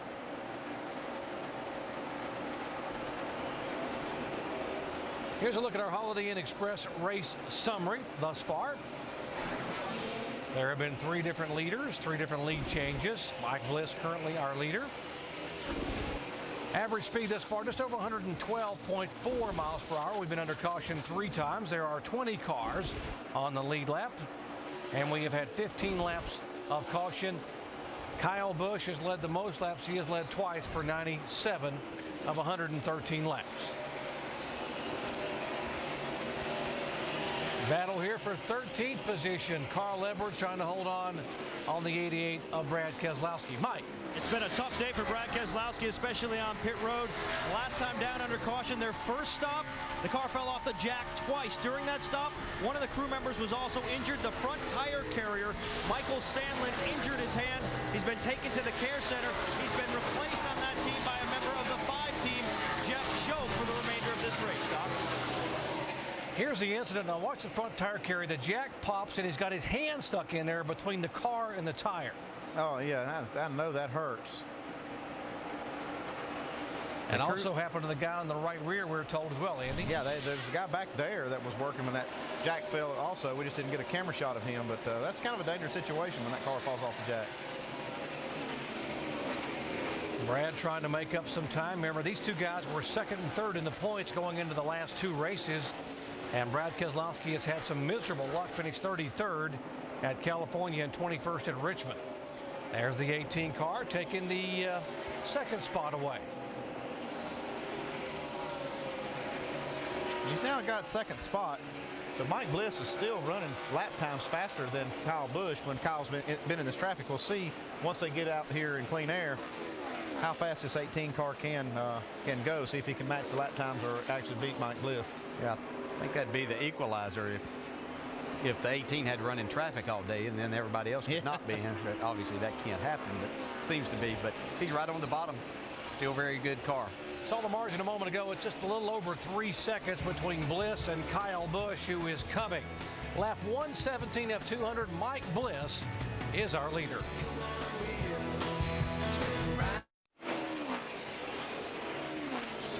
Back at Dover, Mike Bliss's lead was 3.5 seconds a moment ago. It is almost 2.5 seconds. Kyle Busch has cut a second off of the lead. There is Bliss, the leader, flashing by the start-finish line, and there comes Kyle Busch, who has led 97 laps today. Yeah, and it's not because the 18's that much faster. It's just Mike Bliss is encountering lap traffic, and it's taking him a little bit more time. He's kind of caught the guys at the wrong spot. 59 car Marcos Ambrose. Remember, he's the team car to Kelly Byers that had that huge lick in the wall in turn 1. Watch this anxious moment. Yeah, a little bit loose up. No, that's a lot loose up out of the corner. It's got the wall too. Not a lot. That's minimal damage there as we watch it from Brad Keselowski's view here coming up out of turn 4. Yeah, that's when you're thinking you're Stay low there. Stay low there. Stay low, low, low. Watch that 60. You got to run. He was 11th. Now he's back to 13th, talking about Marcus Ambrose there. Now, a moment ago, an incident involving the 20 car of Joey Logano. Logano was battling the 99 car of David Rudiman in 9th position. These guys get real close together right here off the corner. Right there, you see the right side exhaust pipe of the 99 cut the left rear tire on this 20 car of Joey Logano, and that sent Joey Logano to the pits with a flat left rear. Yeah, he went from running in the top 10 to 2 laps behind now. Yeah, that's great camera work. We got that shot there. You can see how that exhaust pipe can just rip the side out of the tire. He came on and off pit road. That's what's left of the tire, the old exhaust pipe into the rear tire routine. Huh? That'll take care of it right there. No match. That's kind of a mismatch right there. Exhaust pipe against the tire. Logano, by the way, lost 2 laps by that pit stop and changing tires. He's now being shown back in 26th position. Cousin Carl on the move in the 60 car, trying to move in on 11th spot. His teammate David Reagan. Yeah, he's starting to come back to life a little bit here. He had fallen back quite a bit, and we see some damage on the left front of his car from that apparently contact on pit road, and looked like it might have hurt the handling on Carl's car, but he has moved himself back into the 11th spot now. How about Josh Wise in his 22 car up in the top 10? Done a great job here. He continues to impress. That, you know, every time that he gets in these race cars and good race cars, he just shows what kind of talent he has. And just wait for the day that he gets in, and not to take away from the equipment that he's in here, but certainly it's not capable of winning races. I think it's probably less capable than what he is right now. He's showing that he has the talent to win if you give him the right car. You can see a shot right there, Carl Edwards' car. He's got some damage on that left front fender up on the top side. That's probably hurting his car some. Carl Edwards came into the day 207 points behind Clint Bowyer in the battle for the championship. Bowyer's had his issues with Carl, both on pit road. More on Carl. Let's check in with Jamie. Well, when that happened, Doc, he lost about 9 positions on pit road. But since that incident, Carl hasn't said that it affected his car negative at all. I think it's actually helped him. He just came on the radio a few moments ago and said, my car's freeing up just a little bit. It's not as tight as it's been all race. So, guys, it's one of those fortunate situations for the 60 car, unlike the 2 car Clint Bowyer. He's struggling with that car, guys. And Jamie, it might have just reshaped that fender enough to help him, actually. You know, most times you think it hurts the aerodynamics, but there could be a situation where it could enhance them. That's so totally different than what we're used to here in the past, that cars would always tighten up as you ran on. So his car is freeing up some. I would have to say that would be a good thing. The 2 car of Bowyer, who got damage on both the left and right front fender, has been mired back in 19th position. He is the last car on the lead lap. Let's listen in.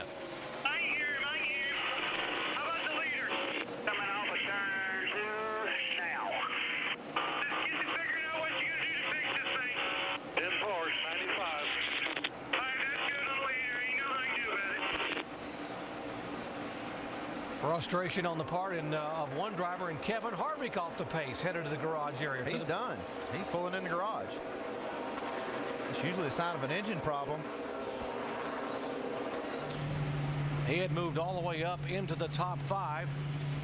And the 2-time champion, Rusty, headed to the garage area. Yeah, it really is. We have to check this problem out. I heard this is a new designed engine out of Richard Childress Racing. So the guys are trying to pep up these SB2 Chevrolet engines, try to get ready for next year and see if they can make as much power as the Toyota and the R07 I'm hearing. So have to find out what happened here. Yeah. we saw him put the car up into gear and drive. You could hear it running, but that must be. It'll be interesting to find out exactly what is wrong with Kevin Harvick's car. As we see our leader, Mike Bliss, here. He's still got a 2-second lead on Kyle Busch. He's doing a great job holding this interval. I think we need to point out right now as we have 63 laps to go at this point. Nobody can make it from here, I don't believe, Andy. Is that correct? No, they have to make one more pit stop.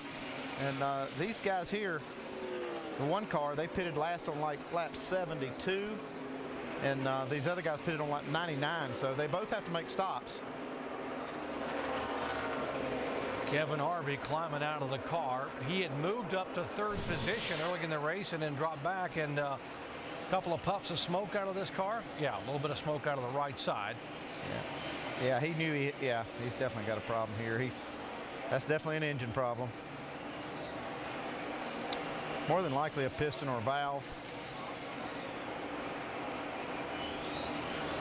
It's unfortunate. Kevin had a great car today, and I know that he looked at this as one of those races. We keep talking about him trying to get his first win in his own car.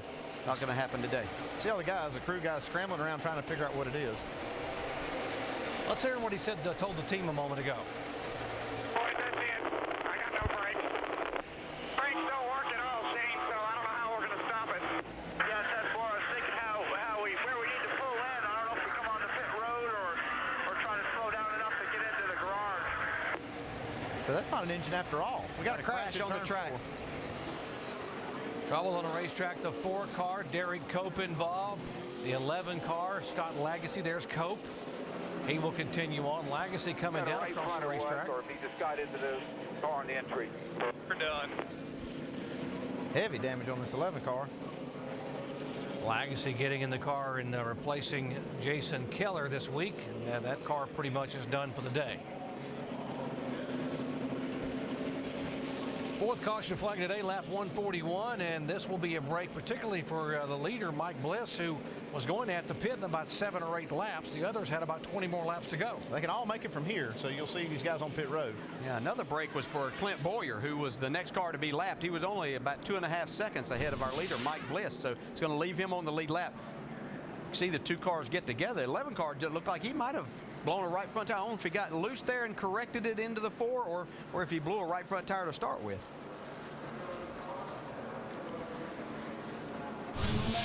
Yeah, we thought Harvick had an engine problem. It sure looked like it, but right here they're having a brake issue. Looks like the calipers actually come apart. It's the brake caliper and rotor assembly. Let's check in on our Castrol GTX triple pits. This could be the money stop. Maybe the last time they're on pit road. Jamie. And Jason Leffler's best finish this year, 4th. He's been running 3rd now for quite a few laps. He says the car's pretty good. It's still a tick tight. They're going to make an air pressure adjustment. 2 rounds down on that track bar. 4 tires of fuel for 38. Mike? Mike Bliss says the car gets tighter as the run goes on. He's looking for an air pressure adjustment, a half-pound in the right rear, just trying to free him up a little bit. Otherwise, he's real happy with his car, Dave. A little tight to the center, very good off. 4 tires, air pressure out of the air right front and the right rear, and Sunoco fuel in the 18. Again, slow on this stop. Again, only beat out by 1 car. Only 2 tires for Scott Wimmer. He will gain 3 spots and be the first car off of pit road. Kyle Busch, the air pressure adjustments. He will be in 2nd spot. There is Bobby Hamilton Jr., the Ed Renzione car, up 9 positions. Crew camera, rear tire carrier, Ben Steger from Fairfax, Virginia, for Stephen Wallace on the 66 car. Can Stephen Wallace get yet another top 10 at Dover? Good pit work for this team here. Back with a green flag in just a moment.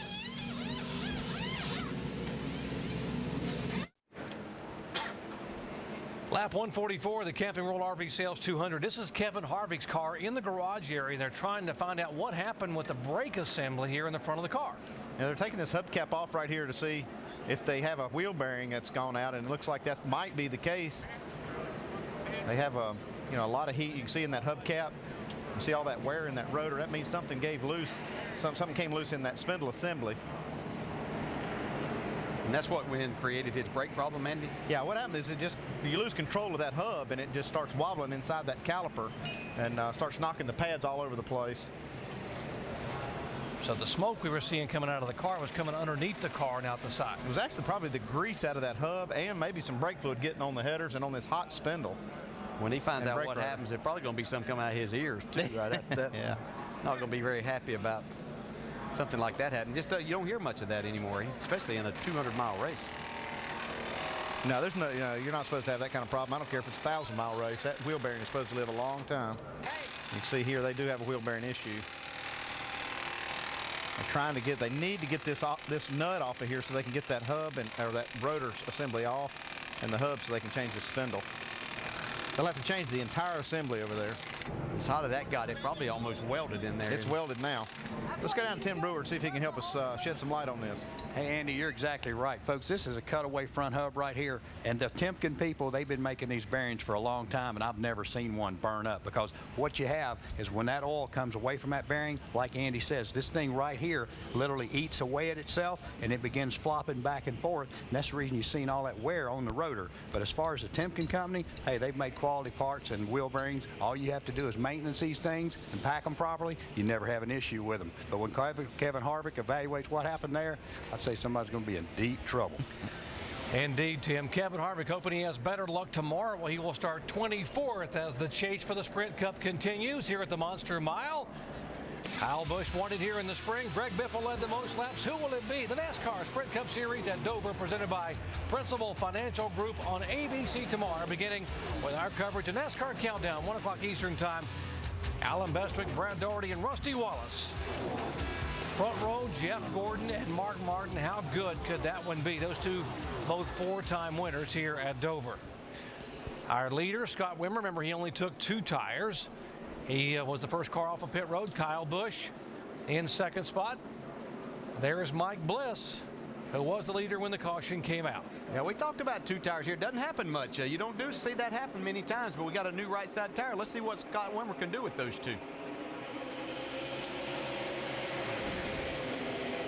We mentioned Wimmer won at Nashville early in the year on concrete, brought the same concrete winner that he had at Nashville, but right now he's going to get his doors blown off by Kyle Busch. Boy, he made that look easy. Yeah, he needed about an 8 at least to hold him back. That car is just extremely, extremely fast here today. Has been most weeks, but Kyle Busch is... Well, Mike Bliss was able to run very comparable lap times when the one car was out front. Now that he's in traffic, I believe that the advantage definitely falls towards Kyle Busch. I think Mike Bliss is probably going to have a second-place car here today. They made a good pit stop to get out. The 18 car did beat him out of the pits. But you know what Alan Bestwick always says? It's not over till it's over. See Bliss can do with Wimmer. By the way, the driver of the 11 car, Scott Lagacy, was checked out and released from the infield care center. See, looking back here from Scott Wimmer's car, battle ongoing for second. But you know, Carl Edwards is in 7th, and Clint Boyer right now is in 14th for our championship standings. Boyer came on and off pit road a couple of times during that caution flag. They made some adjustments on the front of the car, track bar adjustments, air pressure. There's the 2 car. Dangerously on the inside of the racetrack, and a mess back there. Yeah, there's Denny Hamlin. He got his lap back the last time. He was the free pass, so he is on the lead lap. Clint Boyer battling him for spot in those points to go along with it. Boyer is 16th, or was 16th. Now Hamlin is 16th. He is 17th. Now this one car, Mike Bliss, he needs to get by Scott Wimmer because Kyle Busch is getting out too far. He doesn't want to let him get out of sight here. Yeah, not only that, he wants to do that, but in case the caution should come back out, he wants to be able to restart right on the bumper of that 18. Now he heard you and decides to go ahead and make the pass. Mike? Well, guys, it may look like Kyle Busch is pulling away and that the 1 and the 29 may be running for second right now, but there is hope for both of these guys. Mike Bliss radioed in not too long ago, and he said after 3 or 4 laps on these tires, you have to slow down. The tire just can't hold the speed, and he said once the pace slows down, that's when we get better. Pay attention to that with the 1. Meanwhile, the 29, Scott Wimmer, he said during practice he felt like he was a little bit slower than the 18 car on short runs, but he felt like he was very competitive on a par level even with the 18 under long runs. If we get a long green flag run, both of these guys might be able to close the gap. I think so. I like what he said right there, and I've seen that today out of this one car. He's better after they've run some laps. He's got a shot at this thing still. Leffler and Rudeman battling for 4th position here. Leffler the 38, Rudeman the 99. While you watch this, let's visit with the driver of the 11 car, Scott Lagacy. Shannon. Yeah, Doc, making his first start today for CJM Motorsports, Scott Lagacy. Walk me through what happened from your perspective. I hate it for our guys. They've been working hard. We've been struggling with hitting the racetrack since we got here. If I used the brake pedal, and I just screwed up. I used a little too much brake getting in underneath the floor, and I hate it for him, the poor car, because I got into it. When I got into it, it just got come around on me. So, gotta thank everyone at American's Incredible Pizza just for giving me the opportunity and basically using the 7 races to get ready for next year. But I don't know, rough day. All right, Doc Scott Legacy walked up to me. He said, you know, I love this place. It just doesn't like me. Tough day and a pretty hard lick for that second-generation driver. Here, good battle back in the pack here. 14th, 15th, 16th, 17th. There is Marcus Ambrose, who had his hands full about 20 laps ago. He's gotten his car back in the top 15, now being passed by Denny Hamlin, and in danger of being passed by the points leader, Clint Boyer. Yeah, they're in a battle there, and that's not really where Clint Boyer wants to be in trying to protect this points lead, not lose any more than what he has to. They've kind of at a single file now, and that's a lot better scenario than what he was looking at just a couple of laps ago, where they were 2 and trying to be 3 wide. As of right now, Clint Boyer would lose almost 40 points of his 207-point lead he had coming into the day. Side by side again for position. This is for 4th spot, Leffler and Rudiman. And here comes cousin Carl right behind him in the 60 car. Rudiman's been trying to take this spot away. You can see him getting a little loose right there on the inside. Oh, we got a problem here off 4, guys. Landon Castle had just bounced it off the concrete. One more car here. Okay. But here a spotter claimed that they got turned there, but he had just been into the wall just prior to this. Now here's the first time when he slid up inside. He's on the outside of Mike Wallace. You can see that car really just take off towards the wall. As they get down into turn 3 here, close racing. Mike Wallace gets a little bit loose. Yeah, goes up the racetrack. Knocks the air out of the left rear tire in the process.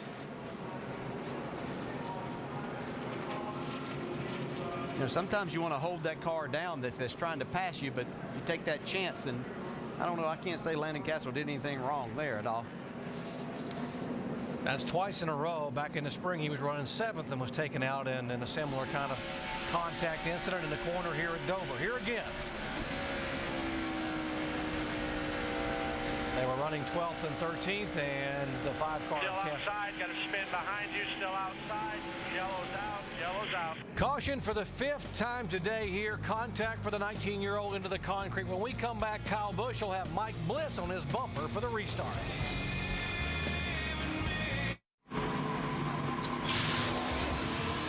Our Dover coverage today, just part of a busy weekend of motorsports on the ESPN networks. Coming up next, coverage of Sprint Cup Series Happy Hour. Happened earlier today. You'll see it coming up in just a minute. Then tonight, NHRA O'Reilly Auto Parts qualifying, 10 Eastern Time.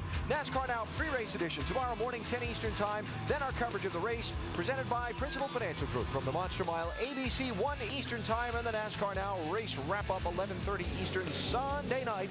All coming up on ESPN 2 and ABC. 38 laps to go in the Camping World RV Sales 200. Going to get a little intense. It's going to get real intense right now, starting to heat up. We didn't see many cautions earlier in the event, but Brad, man, when you start running out of laps, these guys start running out of patience, and they're going to try to get some spots. They're starting to fight for that little bit of extra real estate to advance these race cars. And I tell you, the guys up front, Kyle Busch, Bliss, Wimmer, Leffler, they're getting really racy. And if you look right behind them in 6th and 7th, you got Edwards and Keselowski, who are bearing down on old Clint Boyer, who happens to be all the way back in 15. Some of the championship guys rallying after earlier troubles. The championship leader stuck back in traffic. And how about a great run by Bobby Hamilton Jr., Shannon?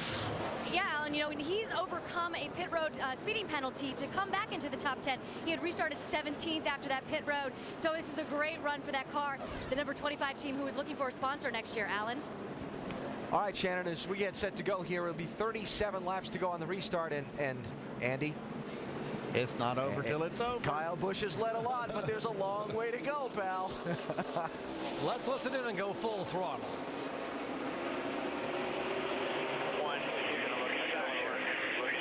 Looking inside, at your bumper, still there, at your bumper, clear by 1.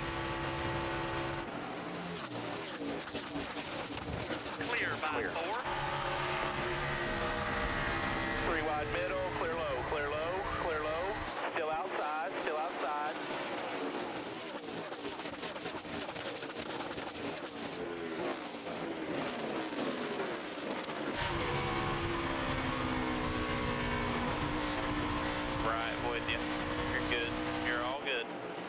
good. Clear by 1.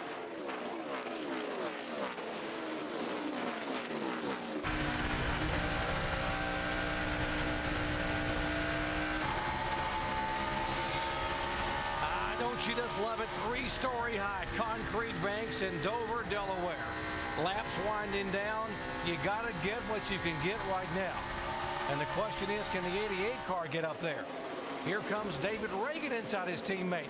Carl Edwards is trying to hold on. Carl said, I need these points to try to win this championship. Brad Keselowski's trying to battle back from everything they've had going on in the pits. They've made a mess of this race today in the pit area and actually injured a couple of crew members, and now he's trying to battle back on the racetrack. He's up to 6th spot, trying to take that 5th spot away from David Rudeman right now. Got a lot of racing back here too. Clint Boyer's in the middle of it again. Boyer now starting to get a little bit of racing. He came on and off pit road again during that latest caution flag. Now he's moved back his car into the top 15 and 12 spot. They've been working hard on that car on pit road. Every stop they've been in there trying to get it fixed and getting it better and better. Seeing Stephen Wallace right there. I was watching him on that restart, and he got caught up behind the 9 and the 81 who were battling side by side, even though they were lapped down, and was wondering just how much patience he was going to show, and he did a great job. He did. There. I watched that too, and he exercised some patience by these guys, and now he's got some clean air. Now, Stephen Wallace has got a very good race car. Just missed a top 10 finish here back in the spring. Battle for 6th position. Carl's got it. Brad wants it.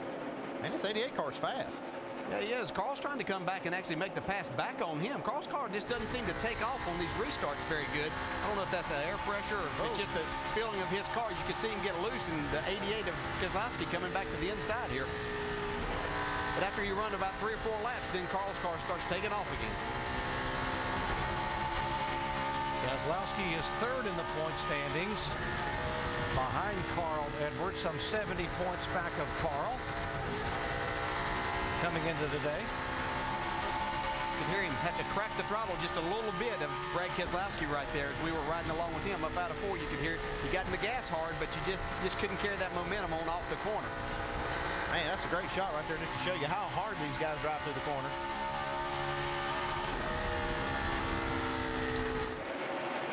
'32 car of Denny Hamlin, who had made the unscheduled stop back on lap 34 because of a loose tire, loose wheel, lost 2 laps, has now driven this car back on the lead lap and is being shown in 11th position, looking back from Jamie McMurray. He seems to still be battling this car just a little bit. We look back, he having to fight the car a little bit in the center, doing what we call diamond in the corner a little bit. We were talking about Denny Hamlin there, where he goes up the racetrack and then he'll cut it back across and try to get a good run off the corner. But he's losing a little too much time in the middle of the corner to the 17 of Jamie McMurray right here. Yeah, he doesn't look like he's got a very good car today, but he's been very resourceful in playing with the lines and really working hard getting these laps back. He's done a great job today. Dave? I just want to let you know what they did on that last pit stop. He had reported that the car was too loose, so they made just an air pressure adjustment and 4 fresh tires for Hamlin. 27 laps to go, and don't look now. You heard what Mike said about Mike Bliss talking about how good his car would be once you get into a longer run. Well, that is indeed what is happening, because Bliss, the last 3 laps, has been faster than Kyle Busch. Does he have enough time and laps to catch him?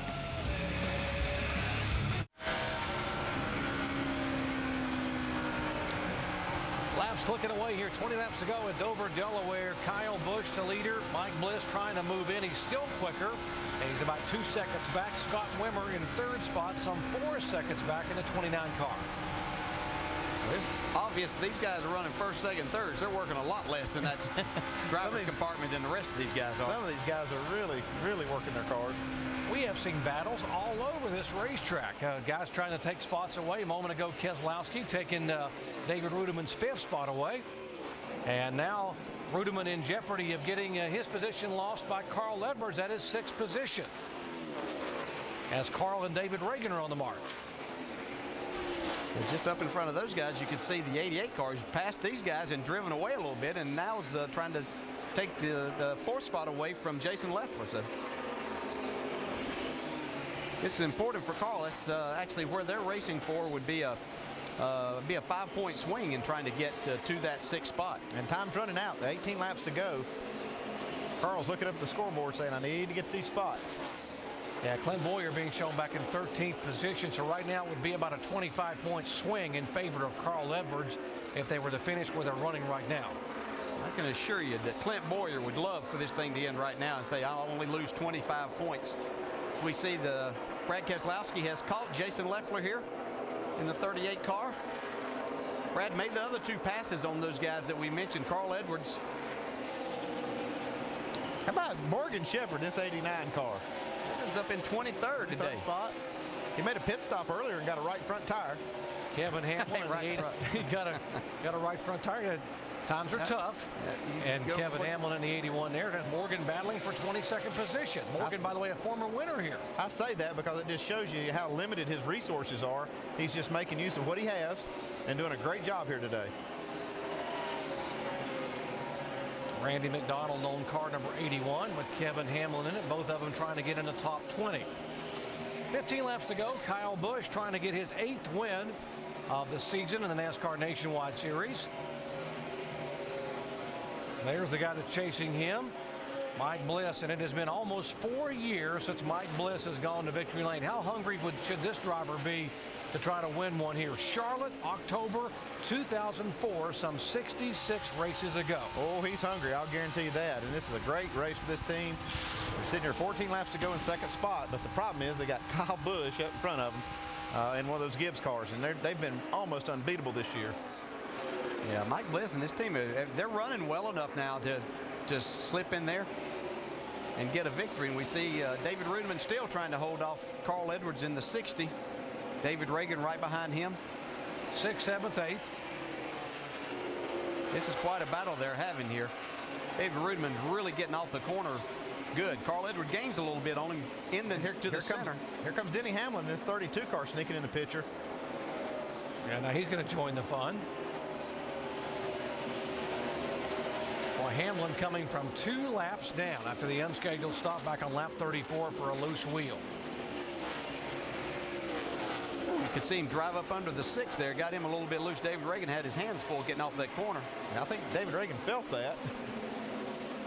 Caution's out. Caution's out. Still outside. Debris on the racetrack, we are being told, and that will put the yellow out for the 6th time today. Front straightaway, lap 189.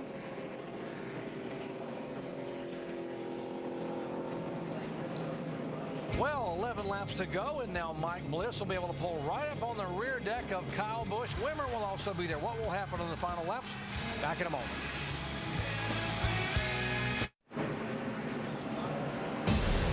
Tonight on ABC, a key SEC Pac-10 matchup. The Georgia Bulldogs look to remain unbeaten as they head out to play the Arizona State Sun Devils. Will Georgia's ground attack respond in the hostile environment in Tempe? Saturday Night Football presented by Southwest Airlines on ABC tonight at 8 o'clock Eastern Time. Working caution for the 6th time today. And the 20 car, Joey Logano, by the way, the Aaron's lucky dog free pass, getting back on the lead lap. He will now be the 20 car in 20th position. Now the question is, less than 10 laps to go. Single file restart. Can Bliss, Wimmer, or maybe even Keselowski, who's driven his car back into the top 5, have something for the 18 car? They're going to give it all they have. This 18 has been so fast on restarts, though, it's going to be hard for these guys. I think Mike Bliss knows the Andy Petrie philosophy that if you can catch him and you got a bumper intact, you can pass Come on, man. Yeah. Kyle Busch, I've always been amazed. Yeah, he better do it now before that face truck gets off. I said, if you can catch him. Kyle Busch is so good at getting that throttle down and not spinning the rear tires, though. It's just amazing how quick he gets up through the gears and gets away, right there, gets away from these guys. And then he'll run wide open down through this corner, and he'll have about 4 car lengths the time we get off of turn 2. 7 laps to go. There comes Denny Hamlin back up. David Reagan on the inside of Carl Edwards. Yeah, this is not really what Carl was wanting to see, especially since his car is not quite that good on the restarts, which will be a little bit better here. He's trying to take advantage and see if he can get inside of.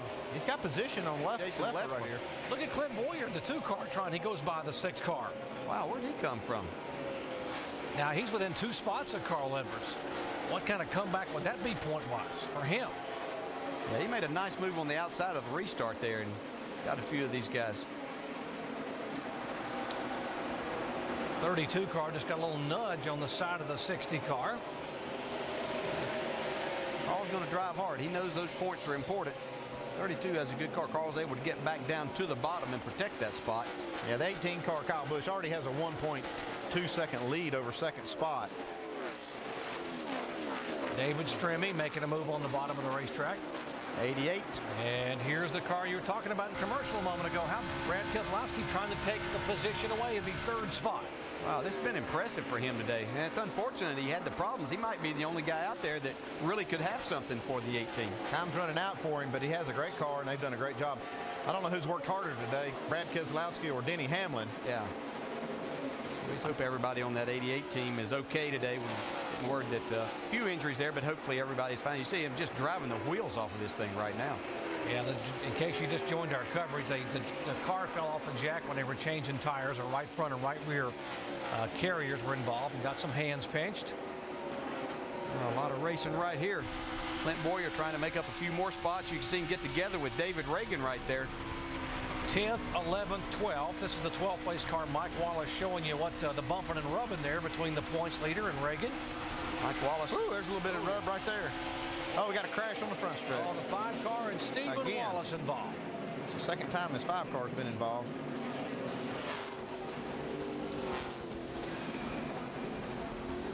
Stephen Wallace was having at least a top 15 finish, maybe a top 12 finish. Involved in this one now. Caution for the 7th time today. That end car right there that just went by, that was Kevin Harvick, who's gotten his car back out there. But these guys hit hard, and that's the nature of this racetrack. If you were with us earlier, you heard Rusty Wallace talk about that very thing. When things happen off of these corners, you go down to that inside wall and you hit hard. Now we're going to overtime, boys. Guys, coming to you. Something's wrong with the right front. I think we blew it out. Harold is coming to you. Yeah, the left front tire is definitely flat there on Stephen Wallace's car. Got a right rear, left front, right front. Got a lot of damage. Yeah, they're going to need 4 on that one. Here's what happened. So Stephen just gets a little loose, and you know this 5 car is you know, kind of crippled running up above these guys. Yeah, Joey Logano just snuck by there. If you saw that, the 20 car, as Stephen Wallace was spinning down across the track. Oh, Logano just and the 5. Oh, man, he missed it twice. He missed it, but just by inches. I'm sure he's going to look at it. He had an unfortunate day whenever he had the flat tire earlier, but this will set up the 8th green-white checkered of the year. Once we get them restarted, it'll be the green flag, the white flag, and then the winner here at Dover. Back in just a moment.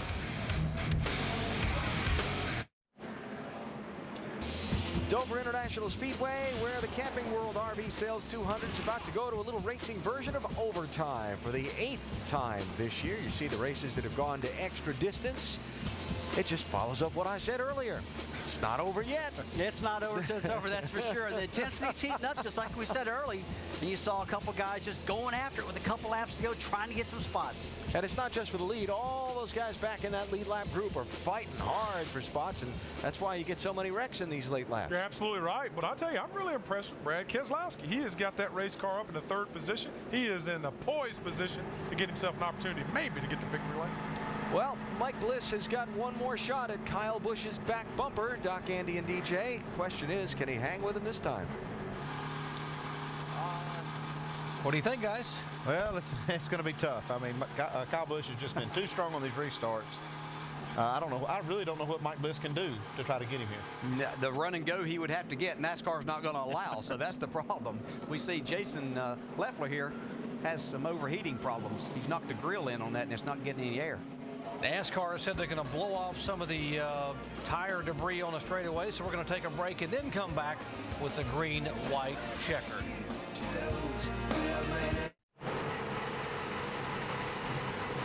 Kyle Busch, Mike Bliss, Brad Keselowski, 1, 2, 3. There is only one attempt that NASCAR will allow at overtime. Green-white checkered. 7 cautions for 34 laps, and it has come down to this. Can Kyle Busch hang on? Bliss is hungry, and he's right on the rear deck as the green flag waves. Yeah, that was a mistake that he made, because as soon as Kyle Busch felt him right there or saw him in his mirror, he took off. Good strategy. He might lose the 2nd spot to Brad Keselowski if he's not careful. Yeah, he's going to have to race. He's going to have to race this 88 car hard. Pulls him by 2 car lengths up out of turn 2. It'll be white flag this time by.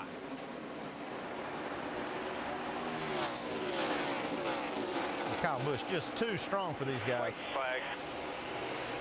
It's just been impressive all day long. Jason Leffler and the 99 car getting together going into turn 1. Leffler able to make the pass, but the 32 car goes by. Denny Hamlin goes by and takes a spot. Final lap, turn 3 for the 18 car of Kyle Busch. Out of turn 4, and Rowdy Busch will do it for the 8th time in the NASCAR Nationwide Series in 2008. Good job, Roy. Good job. Nice pit stop. Good job, Joel. Hey, don't forget to get the flag, man. Carl Edwards came home 5th. Clint Boyer back in the 10th spot, so a few points changed hands there today. That guy there was just totally dominating all day. An incredible race car and driver. Yeah, Kyle Busch led 3 times for 157 laps. Bliss credited with his best finish of the year, 2nd.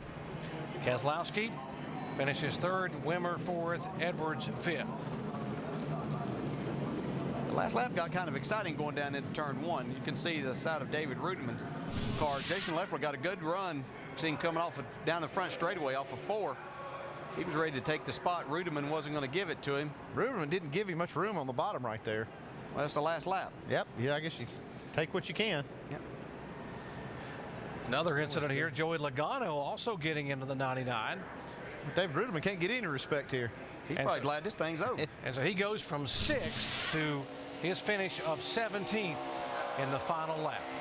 Let's go down where Mike is caught up with the crew chief. Well, Doc, when crew chief Jason Ratcliffe was suspended a few weeks ago, a lot of people said, well, the 18 will never be the same. Well, that's been anything but the case. Crew chief by committee, again, paying dividends. Steve Addington, a familiar face. He was just an advisor today. Instead, it was Joel Weidman who called the winning race. How did this whole system work for you guys today? It was the crew chief by committee, and I just got to be the lucky one to make the calls and get interviewed. But it was help. It was a great job by Kyle. You know, when you have Kyle as a driver, it makes life easy, and we really didn't do much all day. So it's a testament to everybody back in the shop. The cars that they give us at the track, it was pretty easy. That's crew chief Joel Weidman's first career win, Doc, and he says they really didn't do much all day. Easy to believe when you saw how dominant the 18 car was. Total domination. This is the same car that Denny Hamlin used back in the spring to lead 131 laps. Today it was Kyle Busch's turn to drive the car, and he led 157 of 200 laps. 8th win of the year in the NASCAR Nationwide Series. It is the 19th win for Kyle Busch in NASCAR's 3 major series.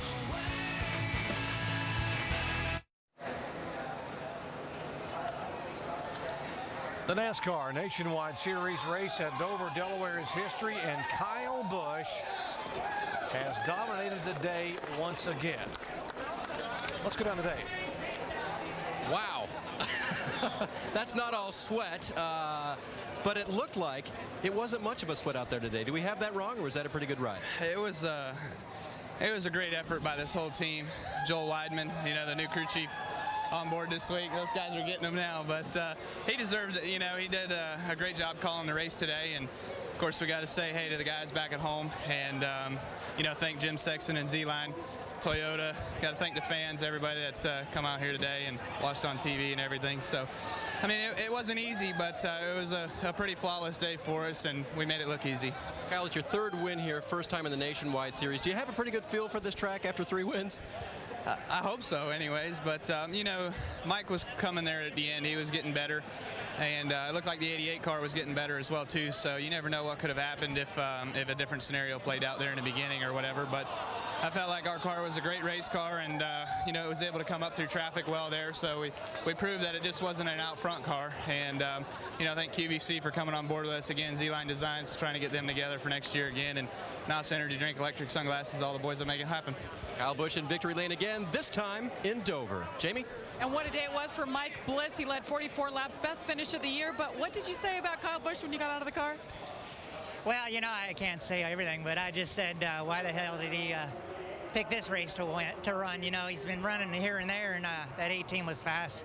We had a great car, man. Our Mikusuki Chevrolet was fast today. We were really fast on long runs. short runs just wasn't quite there, but I'm happy for these guys. We're so close to winning. Our pit stops were good. Everything was good. We're just this close, you know, and we're going to get it, James. Believe me, we're close, and just sucks to lose. 6 races to go. Is it possible for you guys to get to victory lane this year, Mike? Yeah, I mean, I think we'll get to it. I think Memphis is a great shot. I think next week, Kansas, we're going to win one. You know, I think maybe we'll win 2. That first one's always hard to win. We're good. We've been good. We just haven't had everything go our way. Well, they need more days like today, and they surely will get to victory lane. Mike? And Jamie, another guy who didn't have everything go his way was Brad Keselowski. A couple of problems on pit road, but man, you came back. How would you describe the battle today? Oh, it's just a long day, but you know, there's going to be days where I struggle, and there's going to be days where the pit crew struggles. And at the end of the day, they're with me when I have a bad day, and I'm with them when they have a bad day. So, you know, just that's racing. You know, it's a team sport, and it takes everything to go right to win. And just didn't work out for us today with the U.S. Navy Chevrolet, but we'll keep plugging away and hopefully have another strong run as we finish out the season. Coming into this race, you had a strong average finish on concrete tracks, 3.4, and you improved upon that today. What is it about you and this style of racetrack? I really like tracks like Dover and Bristol. They're fast, they're in your face, and that's where a lot out of you, and it just adapts to my style, and I just have a lot of fun on them. It's a good time. Brad Keselowski brings it home third. Shannon? Yeah, Mike, well, the number 2 team has definitely said that consistency is what's going to win them this championship. Clint Boyer, top 10 finish. First, tell me what happened on pit road between you and the 60. Yeah, this pit road's just tight. I mean, I was on the outside of him there, and the 99 just came out and turned straight right and into the 60 and into the 2 and put me in the fence, but it is what it is. I mean, it's just like tight quarters, and it's the nature of the beast here. I should have known better. I kind of saw it right at the last minute, and it just wasn't enough time to hit the brakes and get out of the way. But, you know, that's what this team's about. You never give up, keep digging, and that's what's going to win us the championship. Yeah, you guys were as far back as 20th. Walk me through those last few restarts. Every restart, you knew that you were able to make some spots up. Yeah, I got on the outside there, and I passed a lot of cars, but I wasn't too sure I needed to be there because I got up there. The tires were chattering. It was tight plowing. I was kind of in the way, but, you know, thankfully everything worked out. It got pretty wild there at the end, so there's not any fights going on, is there? We didn't see any. Clint Boyer, top 10 finish for this championship team right now, guys. And his teammate Scott Wimmer finishes 4th, started 10th. You take us through your last closing laps there, those restarts, Scott. Well, it was pretty tough. We opted a little different pit strategy. The only way we were going to beat the 18 was try to get in front of them, so we took 2 tires twice there and just ran out of left side tires at the end there. But Pat and the guys did a great job. Restarts were tricky. We definitely didn't need them at the end, and we got a bunch, but not a bad day for us. 4 races left with this team. Looking forward, you guys get back to victory lane, Scott? Yeah, I'm looking forward. The next, well, except for Texas, I've won at all the racetracks, so we're going to try to go out and do that. And, you know, I've had a great time here at RCR. These guys give me great cars each and every week, so I'd like to get them a couple more wins. Scott Wimmer and his crew chief, Pat Smith, have a great relationship. He will be back in the car the final 4 races of the season, Doc. Great one by Wimmer, and the only shot they had was the 2 tires that did not work. Kyle Busch, 8th win of the year. It is the 11th time he has led the most laps. And moving it on a record here for most wins in a season that's held by Sam Ard.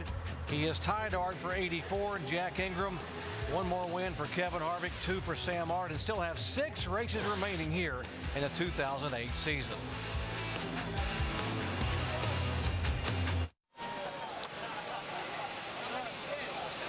Yeah, John Force returning to the scene of that horrific accident in Dallas a year ago. We certainly wish him the best this weekend.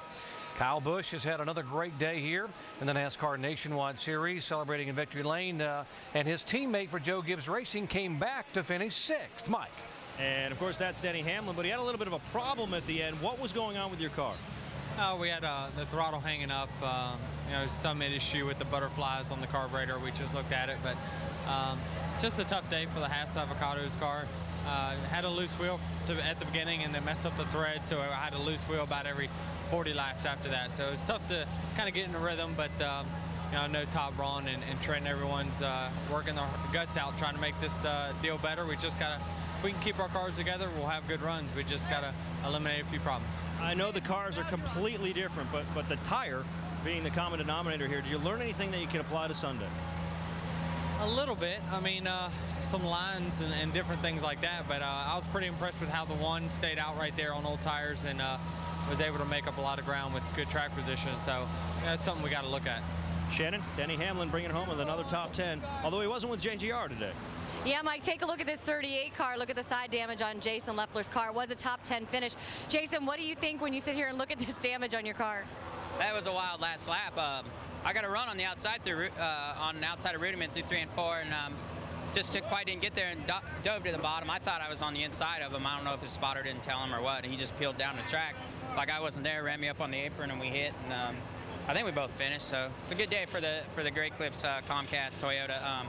You know, it's unfortunate there on the last lap, but you know it gets down to 10 to go, and you get aggressive. And for sure, I got to see the replay because I thought for sure I was clearly under him, but I'm sure he thinks something different. That's the way racing is. We'll go on to the next one. Yeah, this team has had sort of a string of bad races, whether it's luck or running-wise. Of course, a top 10 finish. How much momentum does that give you guys going into this last run of races? Well, it's good. I mean, this time of the year, you know, you kind of know where you're going to end up in points and keeping the guys motivated. When Todd Losey came back on, we had a string of top 10s. Then starting at Bristol, we had a top 10 go away on the last lap, and we had about 3 bad races in a row. But we got it back. We're going to Kansas. We run really well there, and look forward to getting the Great Clips Toyota up front there. All right, 8th place finish for Jason Leffler. Jamie? Well, Josh Wise, great run today. We mentioned him. He was top finishing. Dodge, take us through your day. He finished 13th, Josh. It was, you know, a good day for us. You know, we worked on the car real hard through practice and got through a lot of changes. And, you know, Paul Wolf, everyone back at Fitz Motorsports did a good job, you know, putting the best setup under it and kind of made the best of our day. Missed some crazy wrecks. Had a blast. It was cool. This track's really fun to race. So just got to thank everyone at MWR and Supercuts for letting me do this. Definitely some great reaction times out there on the racetrack. Good run for Josh Wise, Doc. Josh Wise getting better and better here as the year progresses. He is the test driver for Michael Waltrip Racing. That's what he said MWR for. Dave. And Doc, here's a driver who tested Dover's track in a big way today. Came home with a top 5 car. I'll describe your day. Eventful. There was a lot going on. The deal on pit road was bad. You know, I was side by side with Clint, and Rudiman pulled out of his pit, and I don't know if they cleared him out or whatever, but ended up tearing Clint's car up pretty bad.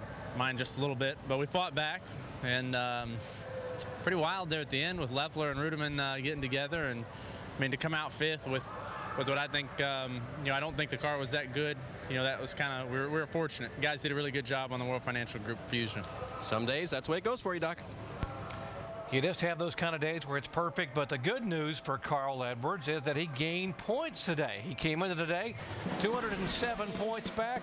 He gains 21 points on Clint Boyer with 6 races to go. Can he get there?